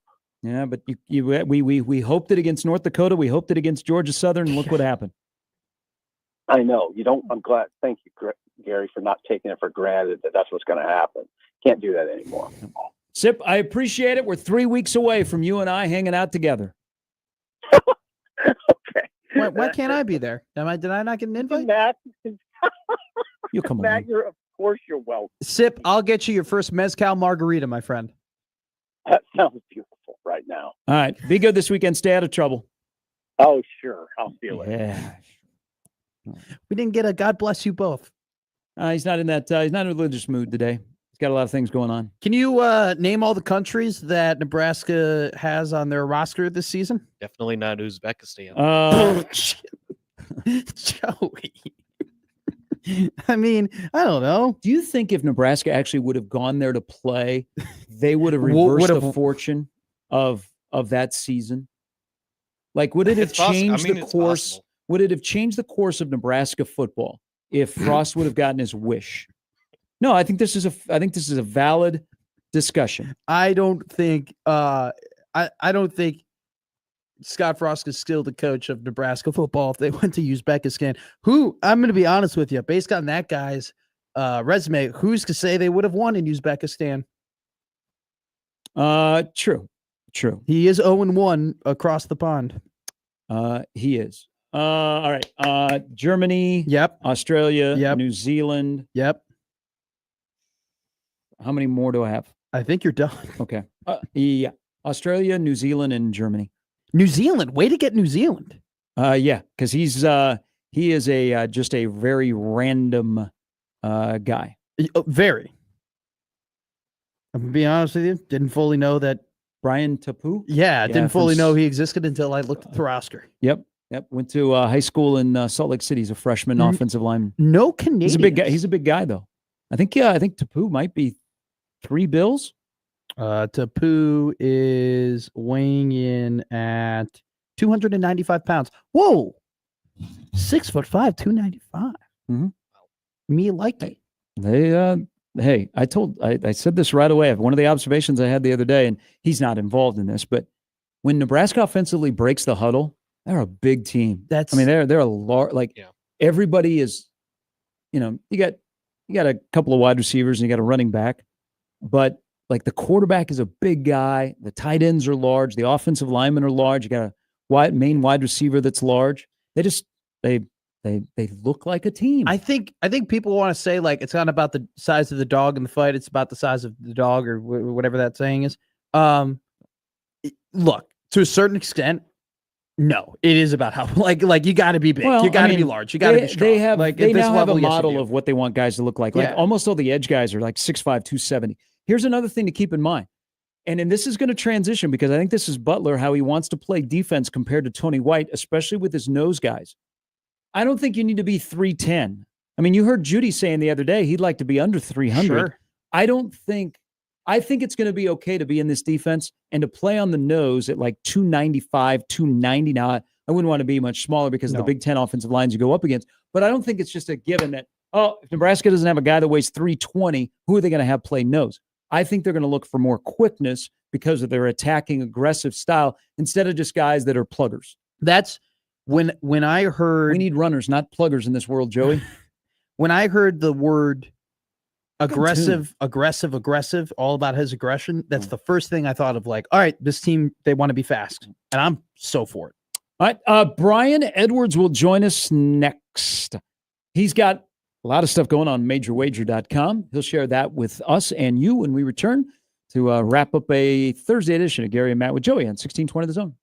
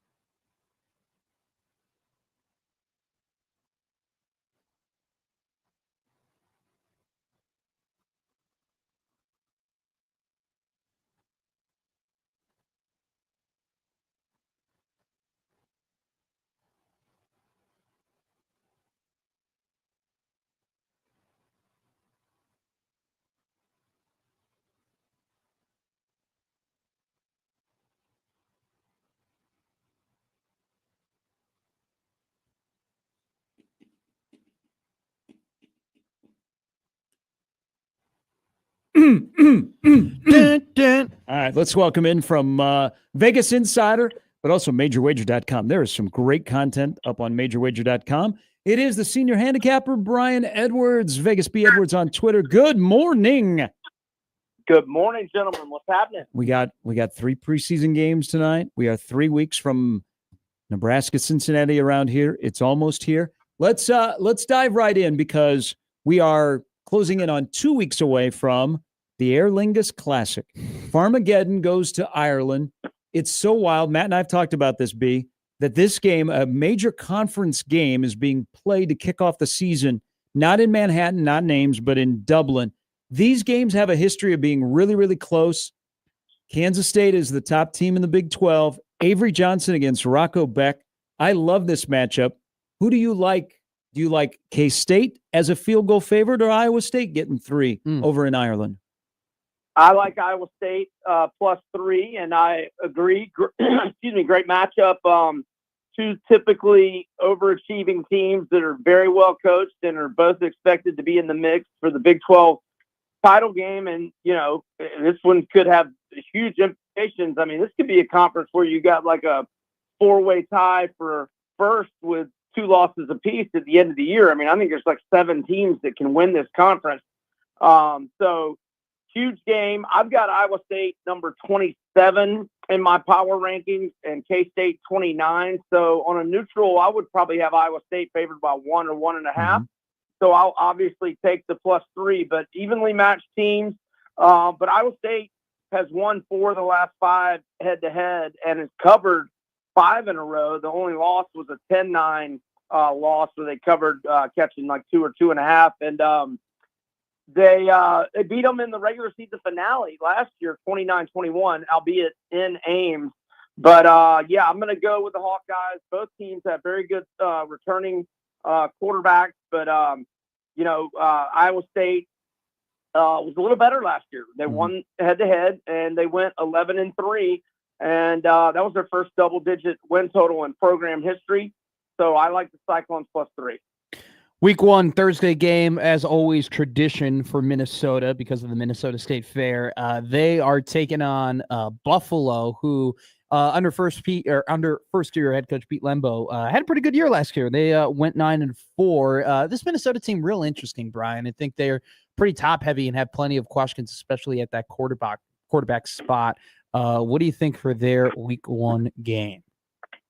Yeah, I like Buffalo. Now, I got 17 4 or 5 days ago. It's 16.5 at most books. I would definitely buy the half point from 16.5 to the key number of 17. Yeah, Drake Lindsey, redshirt freshman, I'm guessing is going to win the QB job. If it's Emmett Moorhead, even better. I saw him play at Boston College quite a bit a few years ago. When I had BC's win total over, and my guy that ended up, he started at Notre Dame, he transferred to Pittsburgh. I'm forgetting his name, but he had gotten hurt early in the year, and that was not good for my over. And I got to watch Emmett Moorhead sink up the joint a lot mid-season. So if it ends up being him, even better. But so because of an inexperienced quarterback, Darius Taylor's such a stud for the Gophers and will be the key to their offense. My first thought on this matchup, okay, how's Buffalo's D-line? Well, it's their best position group. In fact, their D-line is ranked 44th nationally in Phil Steele's national unit rankings. They're also 48 at linebacker, 56 O-line, and 72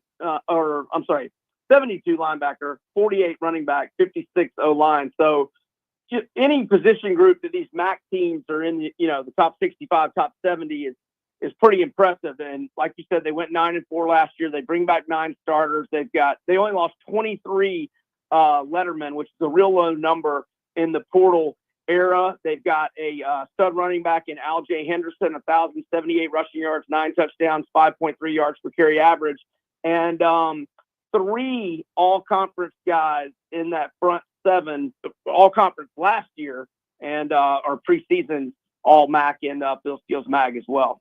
Hey, let's and you can add here because we talked about this, probably before the Phil Steele magazine came out. You like Toledo and Kentucky, that line. That line has changed a little bit since you told everybody that you like the Rockets getting double figures. Yeah, so there's still a couple of 10s in Vegas at Circa and South Point. If your number is 9.5, I would buy the half point to 10. But the Rockets went 2-0 outright against Power 4 teams last year. They won 41-17 at Mississippi State, but that was not a misleading final. It was 35-3 mid third quarter, and then they beat Pitt 48-46 in 6 overtimes. In the bowl game, they've got Tucker Gleason, their star QB, back. Last year, he had 7 rushing touchdowns, 24-8 TDI&T ratio. He's got a great receiver back, Junior Vanderross, 85 catches, 957 yards, and 5 touchdowns.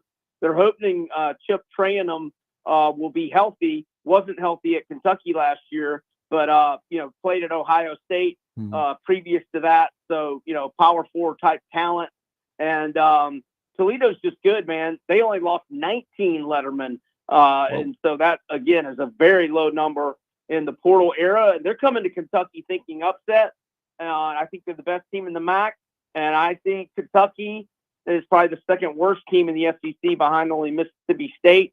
So I'll take double digits with the Rockets. Brian, you got your NFL power rankings up on majorwager.com as long as your top 50 in college football. I want to do a little exercise here. I want to give you a team, and you tell me if you like their over or their under. How does that sound? That'll work. Okay. Hey, before he does that, how come you're not higher on Tampa Bay? I think they're in an easy division. We'll see on Godwin and how healthy he is, but if he's healthy, they've got great wide receivers. Mayfield has been fantastic. I respect them. I know they're good. I think they're the best in the NFC South.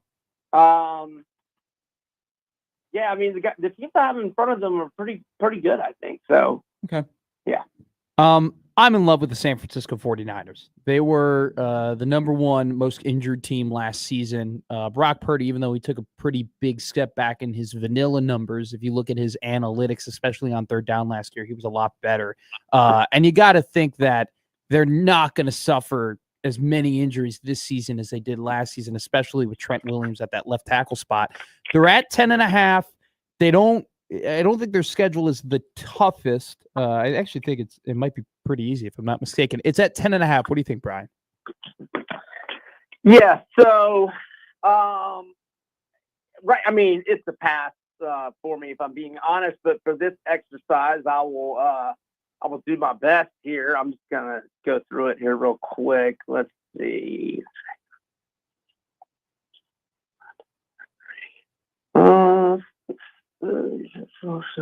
Sorry, I can't believe I'm doing this on the air. You're good. I'm thinking, you know what? Yeah, I lean over. I think they probably win 11, maybe even 12. And again, for this is a great power rating. Your power ratings at majorwager.com. You are riding, and you've been doing this, so you are loyal to them. You are riding the Lions train. They are number 1 in your power rating, followed by the defending Super Bowl champions, and then the team they beat, Baltimore and Buffalo, fill out the top 5. But you are, my friend, all in on the Lions. Yeah, I confidently say they would have won the Super Bowl last year. They had 6 defensive starters out against the Commanders, and after the second play of the game, when Amik Robertson starting corner limped off and was gone for the rest of the game, they were without 7 starters. So, and got lit up by Jaden Daniels. They had a ruthless rash of injuries that was just too much to overcome. I mean, they overcame it during the regular season. I mean, they were without, most of those guys by early mid-November, and were still just chugging along. Now they gave up, 2 against Buffalo and lost a close one at home because of the defensive injuries. But I think too much has been made of the OC and DC leaving. 9 of 11 starters back on offense, 10 of 11 on defense. I know Ragnall's a big loss on the O-line, and Zietler went to the Titans in free agency, but they got Tate Ratledge in the second round, who was 2-time All-American at Georgia. I think he'll step in and be a stud as a rookie from day one at center for Ragnall. And then they got Christian Mahogany from Boston College. He started 2 games late last year and played well. He's going to replace Zietler. He's a big guy, a mauler. And, I think that offense might be the best in the NFL.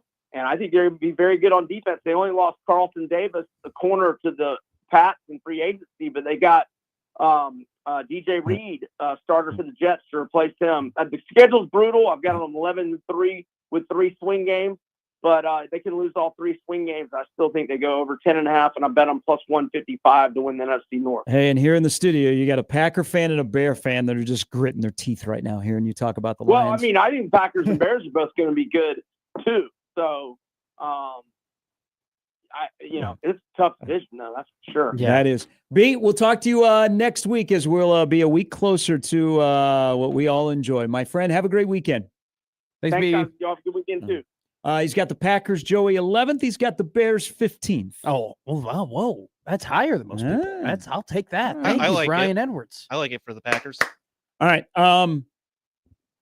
Tomorrow, we will be less than 3 weeks. We'll be 10 days away from being 10 days away, baby. Oh, Come my on goodness. now. Come on now. Stretch. All right. Crossovers coming next. Joey, thank you. Yeah. King. It's a pleasure. I'll see you guys next week. All right. I'm glad that you're not a serial killer. I'm glad I'm not. You're not in your school yearbook as most likely to be a serial killer. No, we didn't do that. And I know. They stopped that when I was in school back in the 60s. So it's tough. But that was kind of a fun thing. I was most likely to be famous. So are you, though? I'm not famous. God, no. All right. You're not famous, Amos. If you know, you know. I don't know. Okay. It's okay. Cookie? Yeah, I'll take one. See you tomorrow at 6.